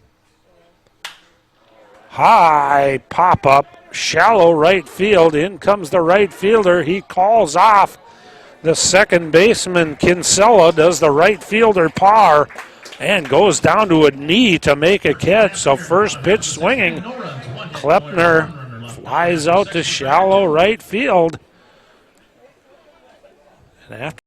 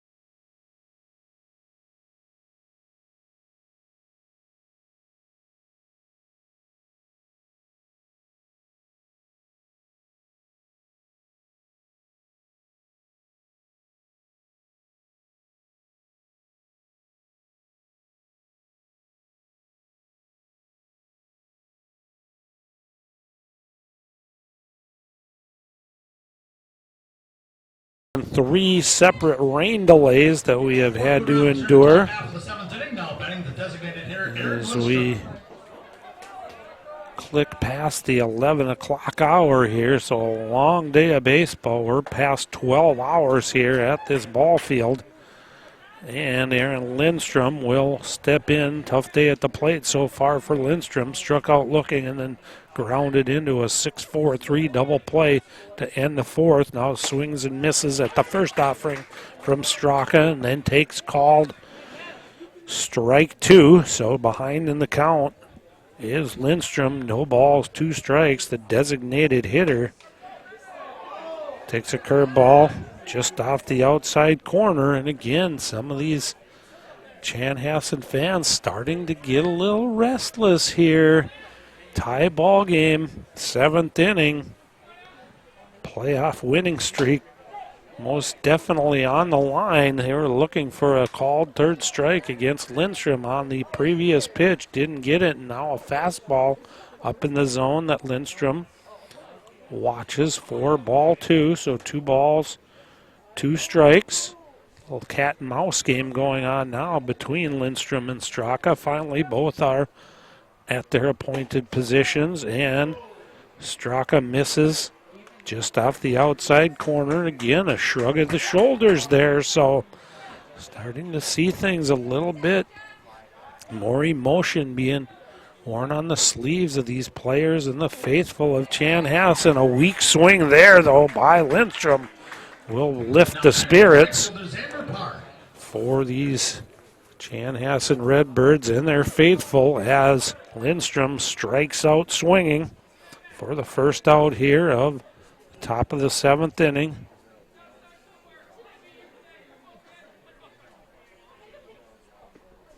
Seven strikeouts in the game now for Straka, but he struck out 4 of the 6. 4 of the first 6 outs of the games were strikeouts, so since the 2nd inning, just 3 strikeouts the rest of the way here for Straka, but a big one to start this top of the 7th inning. Called strike to Xander Parr, the right fielder, after Parr took the first pitch down and in for a ball, so 1 ball, 1 strike. Strike on the outside corner again. So Straka continuing here to throw strikes. 1 ball, 2 strikes, swung on and miss. It's in the dirt, but blocked nicely there by Rosenberg. He'll just step out in front of the plate and throw it down to Hoffman at first. So consecutive strikeouts. 3 of the last 4 outs now recorded by Straka have been strikeouts.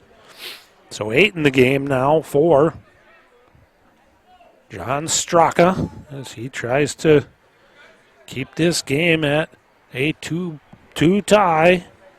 Jackson Bates, the 9-hitter, grounded out twice, once to third, once to short, steps in, takes a fastball up and away. Ground ball to short. Once again, that good footwork by the shortstop, Arnold. Throws it across to Hoffman, and it's a very quick 1-2-3 top half of the 7th inning for Coon Rapids. And it's stretch time here at the ballpark. We'll take a break here. Come back to Miesville for the bottom half of inning number 7. It's the Minnesota State Class B Amateur Baseball Tournament on NSPN.TV.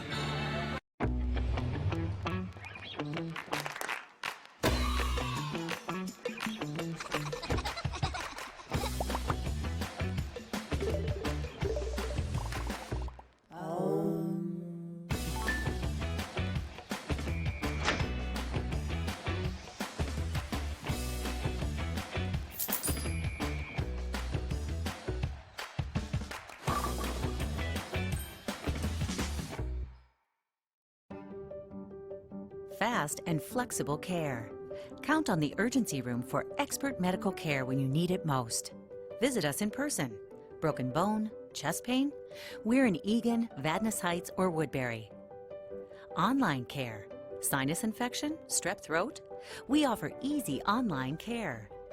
Major to minor, we can provide the level of care you need. Visit urgencyroom.com. Mobile check-in now available.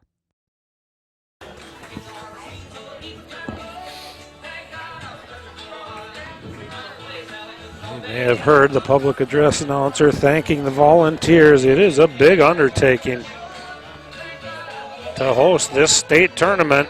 Lots of baseball, as I talked about. We've been playing baseball, save for a few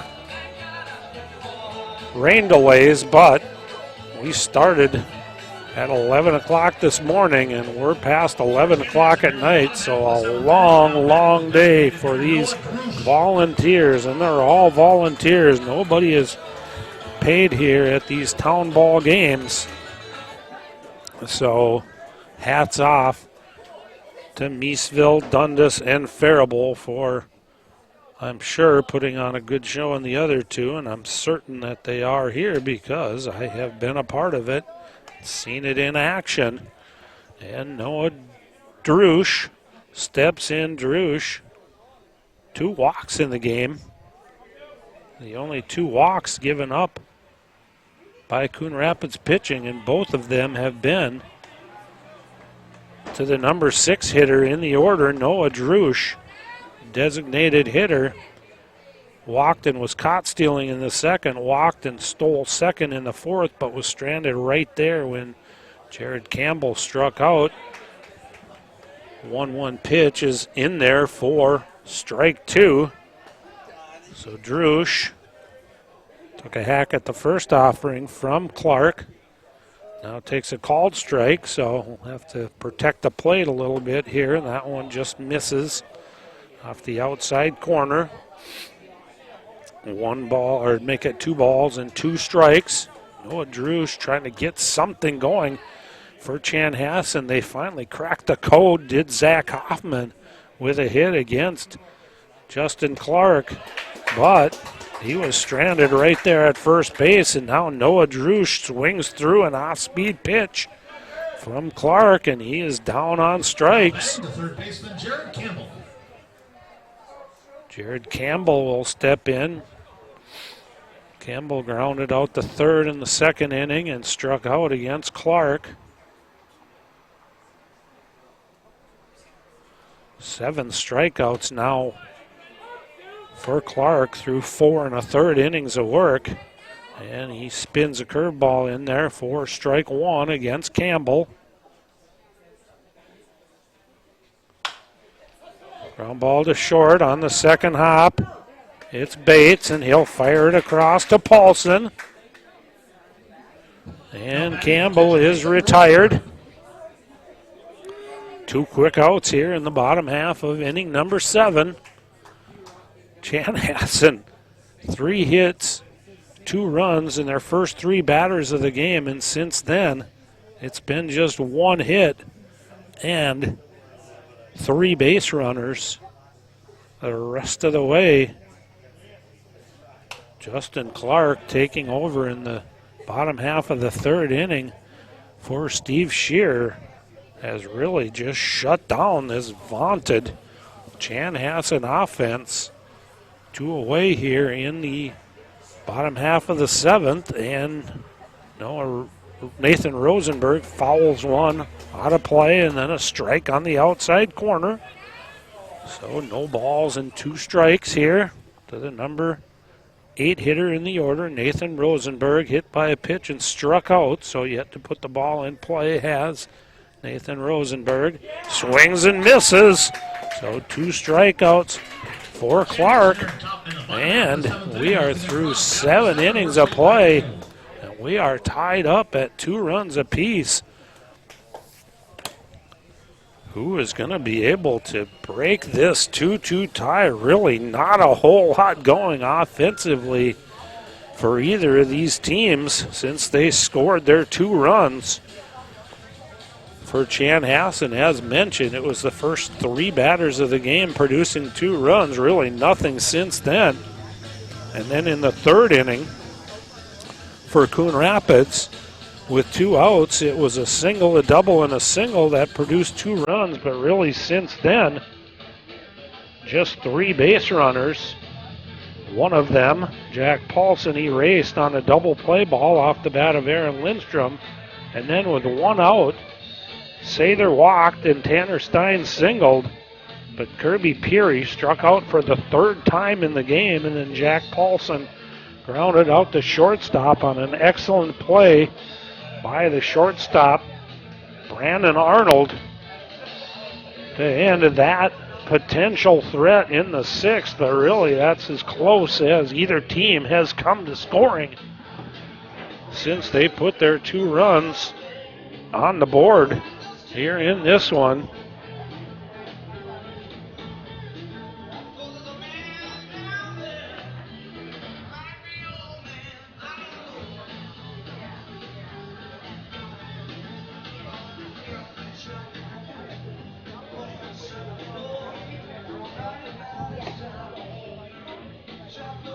Tight one here.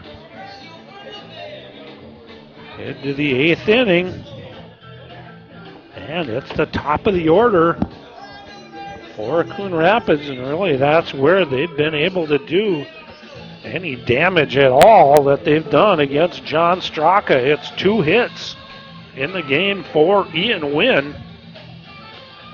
2 infield singles, but Coon Rapids would love nothing more than to get that speed on the base paths here in the top half of inning number 8.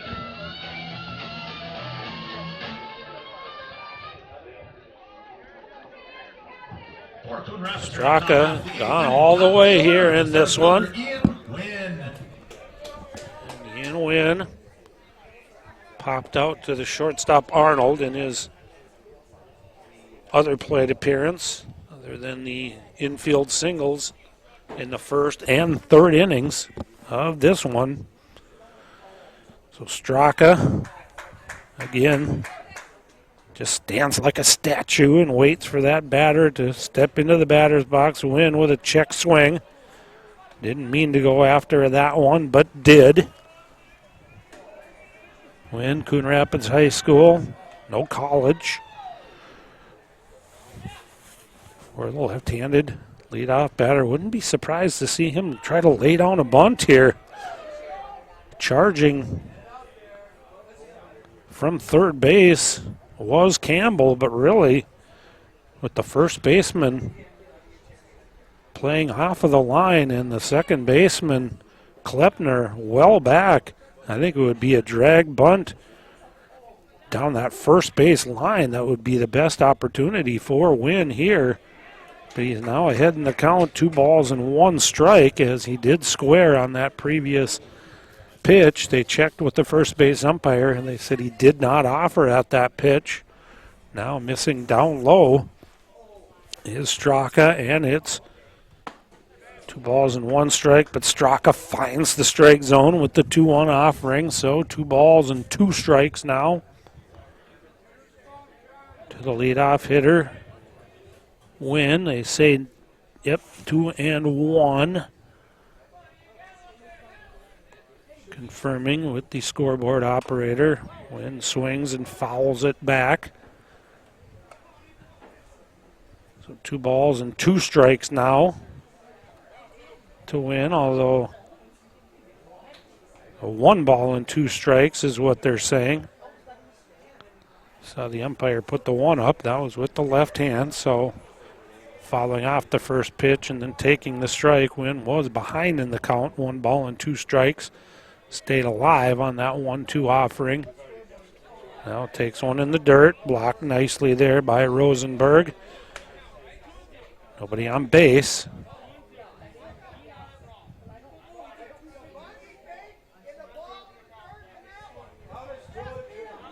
Now they're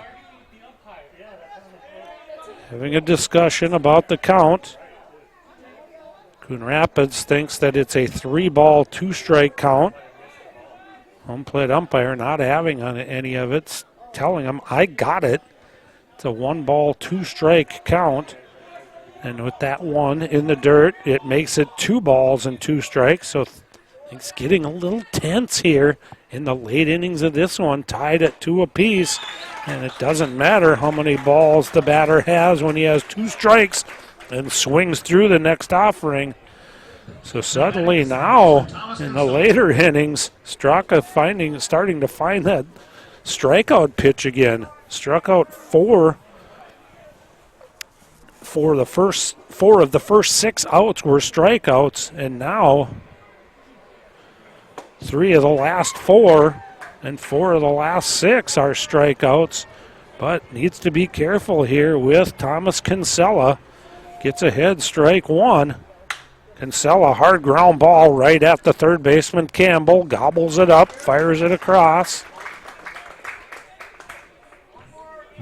So probably have to mention that other than that errant throw by the right fielder, Parr of Coon Rapids, this has been a very well-played defensive game. Just that one error in either column, and both teams have made a couple of nice plays and made all of the plays that have been in front of them. Ground ball, diving stop, spinning, and as we talk about defense, it gets put on display by the second baseman, Aaron Klepner, as he goes hard to his left off that ground ball off the bat of Sather. Comes up and fires it on over to Hoffman to get Sather. So another quick inning, 8 in a row now, set down by John Straka, and we will head to the bottom half of inning number 8 with the Redbirds of Chanhassen and Coon Rapids tied at 2 apiece. We'll be back to Miesville after this timeout on NSPN.TV. You should feel good about where you and your money are headed. We can help you build a better relationship with your money, starting with our free Simply Better checking account. When you open an account, you'll also receive a free gift. Get started today. Think Bank. Meet your money.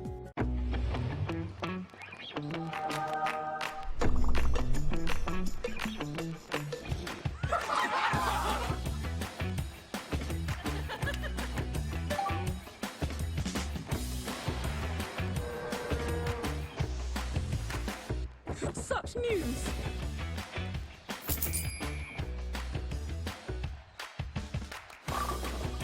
It's everything I ever wanted.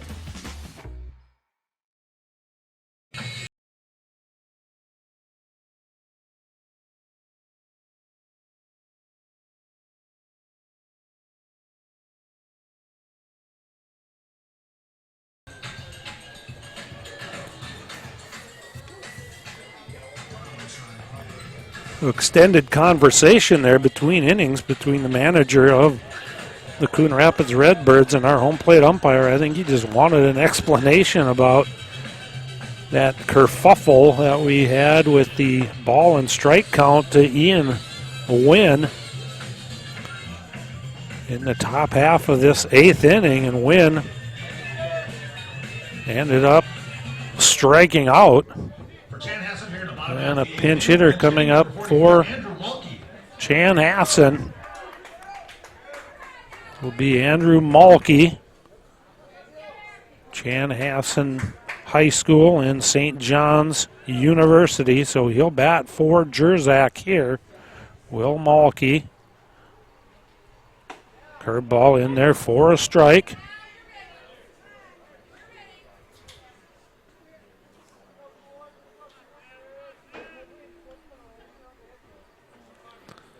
Another product of St. John's.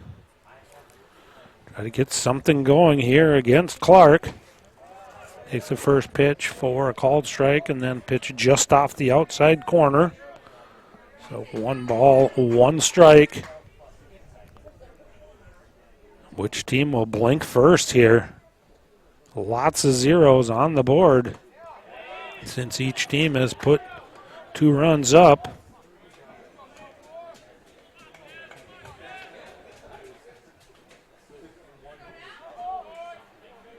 6 consecutive zeros in that column for Chanhassen, and now 5 consecutive zeros for Coon Rapids. Down and away, so ahead in the count. 3 balls, 1 strike is the pinch hitter, Andrew Malke, trying to get a leadoff runner on and turn things over to the top of the order for Chanhassen, who's had just 1 hit since no outs in the bottom half of inning number 1. Swing and a miss. Good cut by Malke at 3-1 as Clark challenged the pinch hitter Malke there and won the battle with a strike to run the count full at 3-2. And a swing and a foul back to the screen by Malke. So consecutive fastballs right down the heart of the plate from Justin Clark, saying, come and get me if you can, pinch hitter Andrew Malke. And Malke swung through the first one and just got a piece of the second one. Foul it back to the screen. So we'll do it again here at 3 balls and 2 strikes. Tie ball game, 8th inning. And that pitch misses just off the outside corner. And that's going to bring a stroll out from the manager for Coon Rapids to have a discussion with Clark. I don't think he liked that call from the umpire, but very consistent has been our home plate umpire, and that's not been a called strike, especially in a big spot like that. So hats off here to Justin Clark, who is going to depart, but what a job Justin Clark did here in relief of the starting pitcher for Coon Rapids, Steve Shearer. He's going to go 5 scoreless innings. Gives up just 1 hit.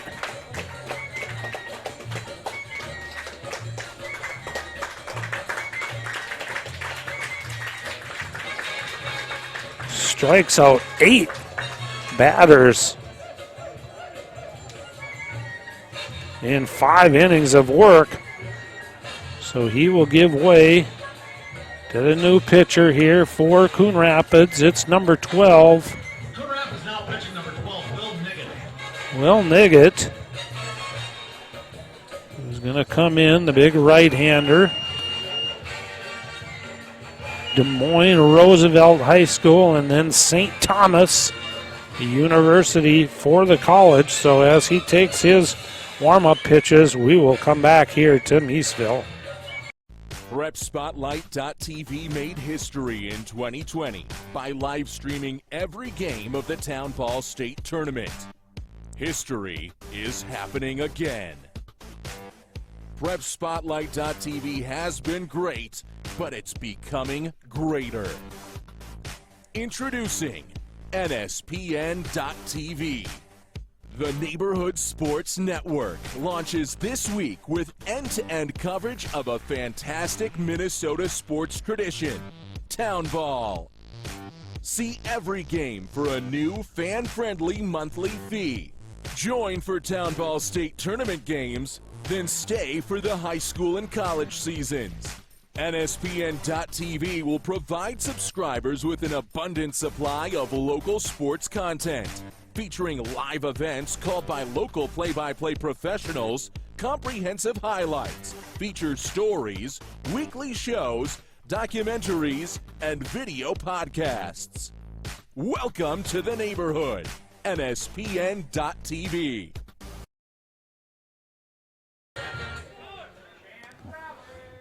So Niggett on in relief of Clark here.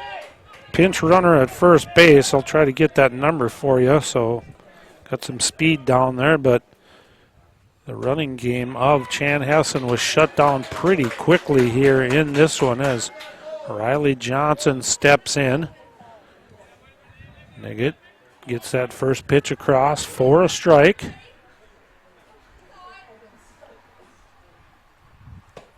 Squaring the bunt and pulling back is Johnson. It pops out of the glove of the catcher, Peary. Hustles to grab that before it gets too far away and allow our pinch runner, who, when you've got red jerseys and black numbers, very hard to see from this distance, but it's definitely not the pinch hitter, Malky.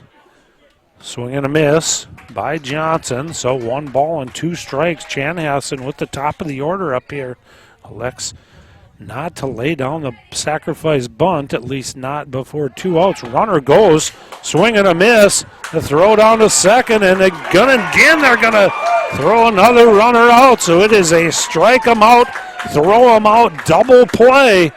And quickly the threat for Chanhassen has been thwarted, as for the 3rd time tonight, a runner is caught trying to steal second base. Johnson struck out swinging, and then caught stealing is the base runner. 2-4 covering, and suddenly now 2 away. So Will Niggett comes in with a runner at first, nobody out, and just 4 pitches later, there's 2 outs and nobody on base. So Chanhassen eschews the sacrifice bunt, decides to try to steal second, and once again, Kirby Peary absolutely throws a pill down to second base. So 4 would-be base stealers, and 3 of them cut down by Peary. Ground ball to short, gonna have to hurry. It's a shuffle and a good strong throw by Bates. And the bottom half of inning number 8 is over as quickly as it starts. And we are gonna work our way to the top half of inning number 9 here. We remain tied at 2 apiece. The 4-time defending Class B state champion Chanhassen Redbirds have their hands full with Coon Rapids, but their starting pitcher, John Straka, who rolls out for the 9th inning, has really settled in here. Set down 8 consecutive batters. The last batter to reach was Tanner Stein with a single in the top half of the 6th inning. Since then, 4 strikeouts and 4 groundouts. Ball has not left the infield since Tanner Stein singled. Kind of interesting offensive strategy for Chanhassen. They got a walk from the 9-hitter. The number 1 hitter in the order comes up. They choose to not sacrifice bunt the runner over to second. Instead, with 2 strikes, they try a straight steal. And the leadoff batter, Riley Johnson, swings through it for a strikeout. And Kirby Peary again showing off that arm strength. Fired a strike out to the second baseman. Kinsella covering, and he put the tag on the runner, and it was quickly 2 outs and a ground ball to Bates at shortstop. Off the bat of Aaron Paff ended the inning. So we will head to the 9th. And Tanner Stein will lead it off. 2 runs, 6 hits for Coon Rapids. 2 runs, 4 hits for Chanhassen. As this one, like a 15-round championship boxing match, is going to go the distance. We're at the 9th inning, tied at 2. Swinging a foul back to the screen, and then a curveball misses. So 1 ball, 1 strike here. Chopper down the third base line, but that one's going to go foul. Third baseman Campbell signaling to the catcher Rosenberg, leave that one alone, let it go foul. So 1 ball, 2 strikes. 2 of the 6 hits for Coon Rapids have already been the infield variety by Ian Wynn. Kinsella's double and Sather's single both went to the outfield, and that produced the 2 runs for Coon Rapids. As Stein steps in, Stein did single in his last at-bat. Stays alive on a breaking ball there, just kind of stuck the bat out. Defensive swing to try to get another pitch here in this at-bat against Straka.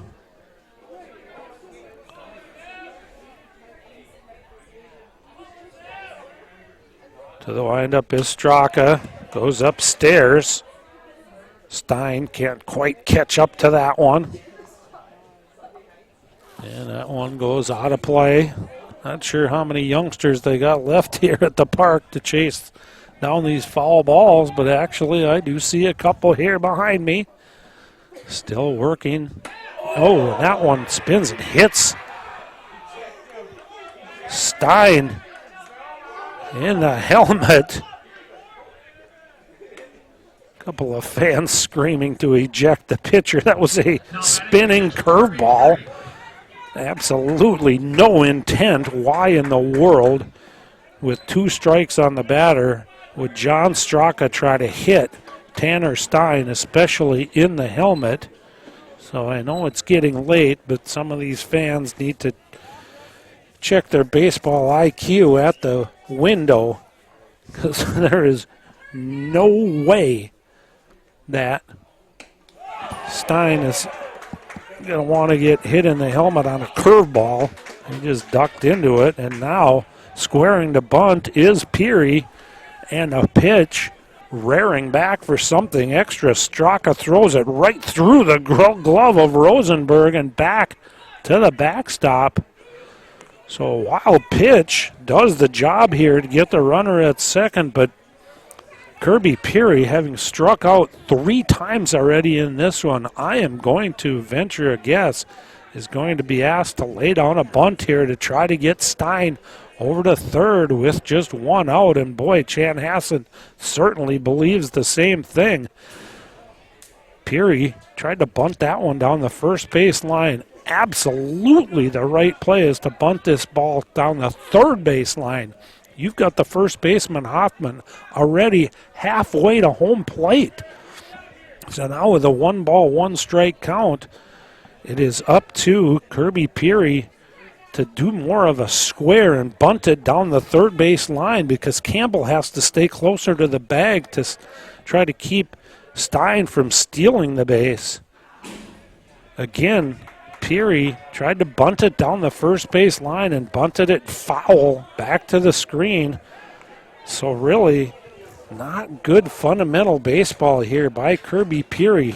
He's got to see that first baseman Hoffman creeping in and see the third baseman Campbell protecting the bag at third. He should have been trying to bunt this ball towards third base, but instead bunted both of them foul. Now has a 1-ball-2-strike count, has already struck out 3 times against Straka, almost chases that one. They ask the base umpire if he went after it, and he says no.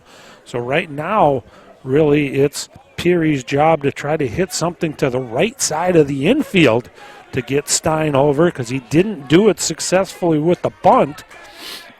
But if he can get something either on the ground or in the air over to right field, it would give Stein an opportunity, and a called strike 3. So a very, very difficult night at the plate for catcher Kirby Peary. As well as he has done defensively, it's been as difficult of a night at the plate for the backstop of Coon Rapids. He's thrown out 3 base stealers for Chanhassen, really to help keep them right there at that 2-run mark, but has not done the job at the plate here, and had a job to do getting Tanner Stein over to third base here, but strikes out looking, of all things, on a curveball. That would have been a pitch that he could have hit over to right field as well. So as he went back to the dugout, some of his teammates were trying to console him and keep his head up, and he really wanted nothing to do with it.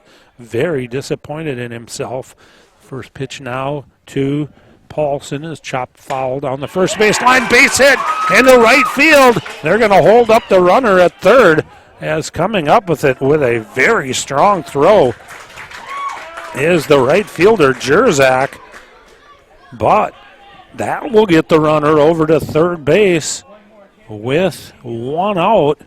And now a lot of things in play here with runners at first and third, and it looks like we're going to potentially get a pinch hitter here for Coon Rapids. Jimmy Brinda is going to come in to bat for Lindstrom. Lindstrom's had a very difficult day at the plate as well. 2 strikeouts and a ground ball double play. So Brinda will come in, and I have to believe the suicide squeeze is definitely in play here. 7 hits in the game now for Coon Rapids. Runners at first and third, with the first baseman holding the runner at first base. That really would open up the opportunity for Brinda to lay down a bunt down that first base line, because the first baseman, Hoffman, cannot really charge until after the pitch is thrown. No sign of a bunt there. Brinda takes the strike call, shakes his head. But right now, if I'm Coon Rapids, I would have had the suicide squeeze play on with a bunt down that first base line on that first pitch. But Brinda took a look at it, swing and a miss, so that'll pretty much take the suicide squeeze out of play here. So with a pinch hitter coming up, very aggressive by Coon Rapids. They have Brinda swinging away here. Runners at the corners. One out, swing and a miss. Straka gets Brinda on 3 pitches. So now with Xander Parr striding in, left-handed batter. See if they're going to hold the runner, Paulson, on at first base there, if they're just going to play behind him for the defense and let potentially Paulson just take second base. Right now, Hoffman is just going to play right behind Paulson. Paulson takes a look at where he is. He does not go, and the pitch misses off the outside corner. So again, potential for a first and third situation here where Paulson might just try to get into a rundown. Hoffman checking with the dugout, asking what they want him to do here. If they hold him on, that creates that hole over on that first base side between Klepner and Hoffman. But it looks like they are going to have Hoffman hold, and the first 2 pitches are outside to Xander Parr. So 2 balls and no strikes. Parr should get a good pitch to hit here. Hoffman playing behind Paulson to try to keep him a little bit close, but again opens up that hole on the right side. Strike inside corner at the knees here. So a base is open. Certainly don't want to walk Parr on purpose here, but if you did, it would not force in at least the winning run.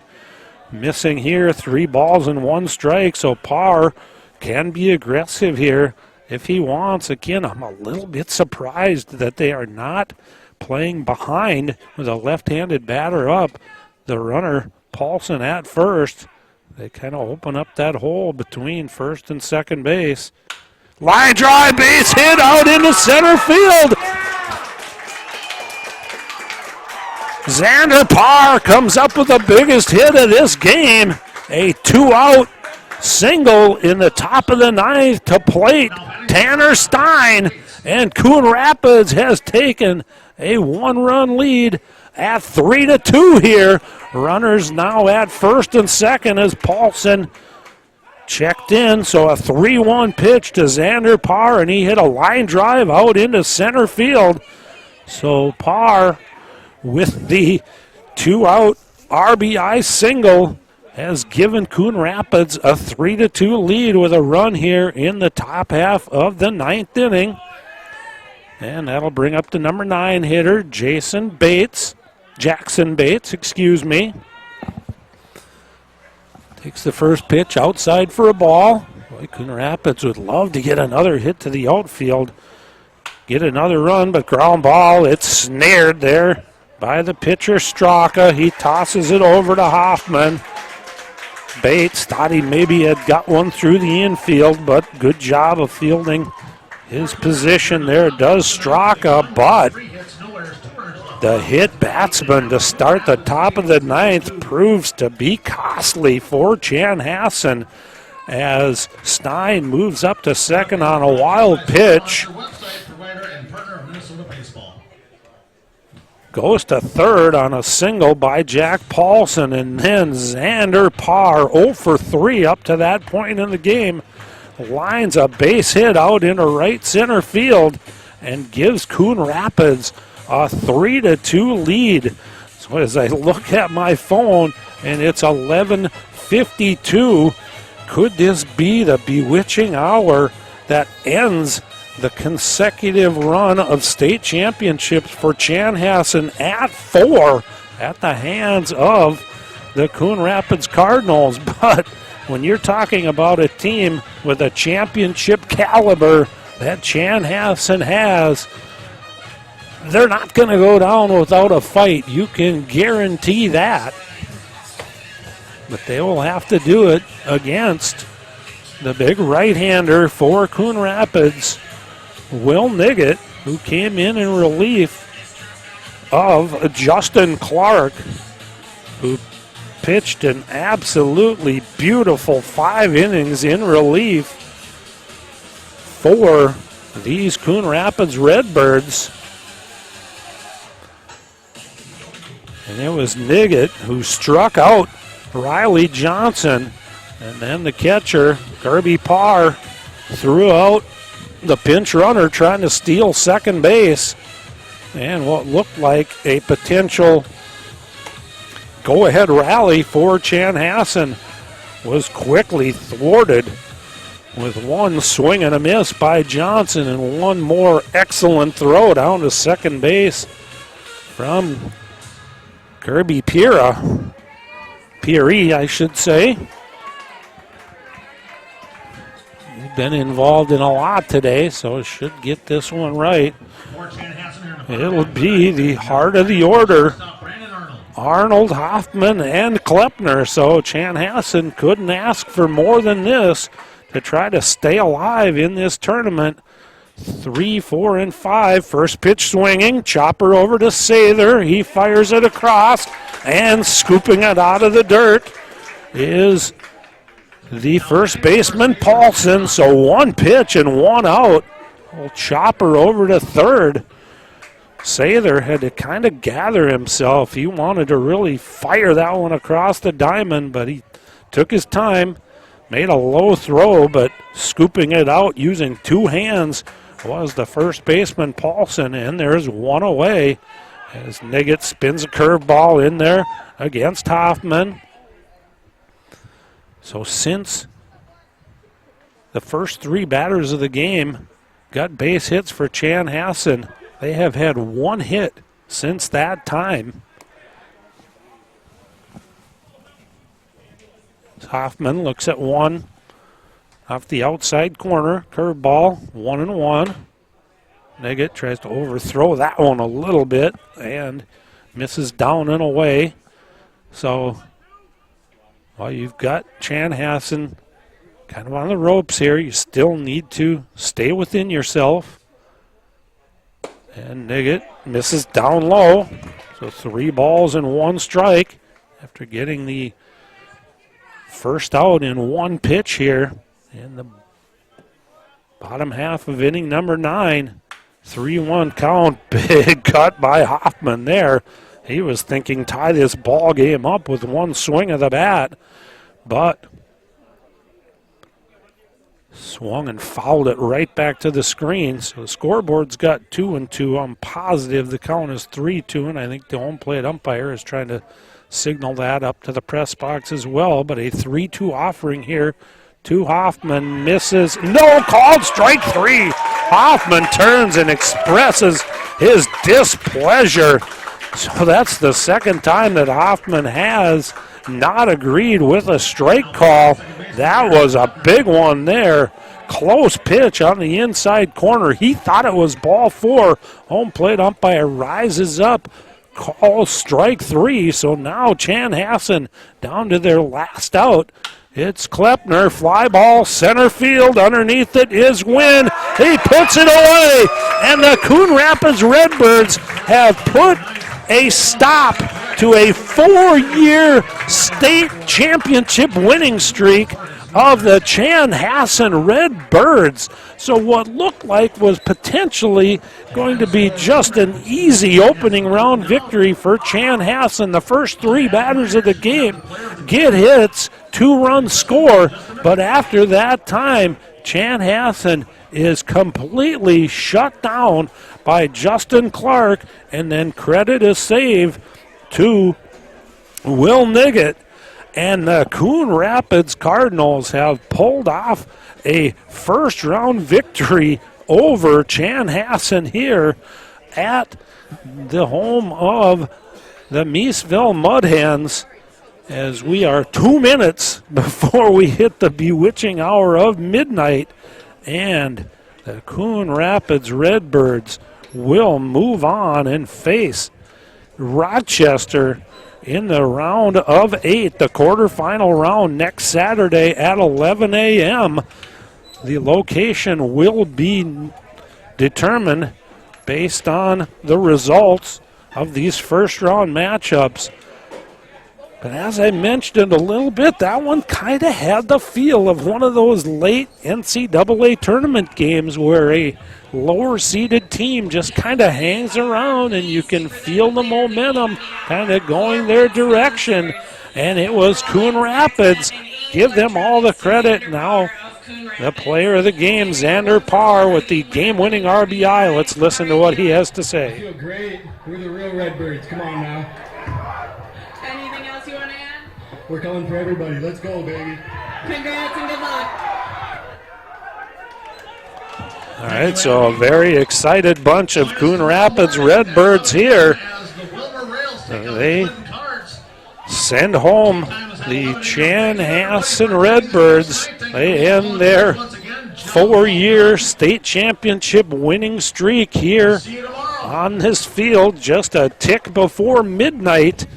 And that will be the end of the season for the Chanhassen Redbirds, and the Coon Rapids Redbirds will be the Redbirds that move on in this tournament. So a full day of baseball action for you here on Neighborhood Sports Network, NSPN.TV. It was our privilege to bring it to you, and we ended with a good one. It was the Battle of the Redbirds, and the Coon Rapids Redbirds scratch and claw their way after falling behind 2-0 after 3 batters in this game. Hold Chanhassen scoreless, and Xander Parr comes up with a big 2-out RBI single in the top half of the 9th, and that proves to be the difference in this one. And Coon Rapids will move on into the quarterfinals of this Class B state tournament. Every pitch of every game in this Class A, B, and C state tournament is brought to you here on the Neighborhood Sports Network, and it's our privilege and honor to bring them to you. We know that there will be more games just like this one in the future as we work our way down to Championship Monday here in this state tournament, and NSPN.TV will have all of that action for you. Couldn't have finished with a better one here. 1 run in the top of the 9th is the difference for Coon Rapids to send the defending 4-time state champions Chanhassen back to the cities with an L, and Coon Rapids with the W will move on to play again next weekend. For the camera operator, a long day here for all of us, our production crew back at the studio. Kit Callis on the camera, Ron Osterman with the call.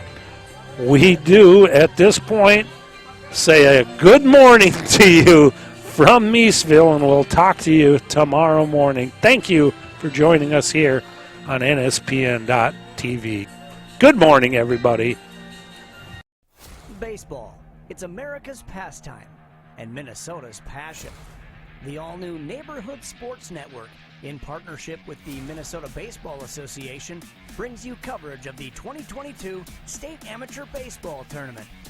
Coverage of this great Minnesota tradition is proudly brought to you by The Urgency Room, fast, flexible care. McDonald's, owners and operators of Minnesota and Western Wisconsin. Find your golden opportunity at mcdonalds.com/careers. Xfinity, a better way to watch. Think Bank, meet your money. The Star Tribune, your home for the best prep coverage. And by the Minnesota Twins. Get tickets for Town Ball Night at Target Field on September 10th. Live coverage throughout the Town Ball tourney can be seen right here on the Neighborhood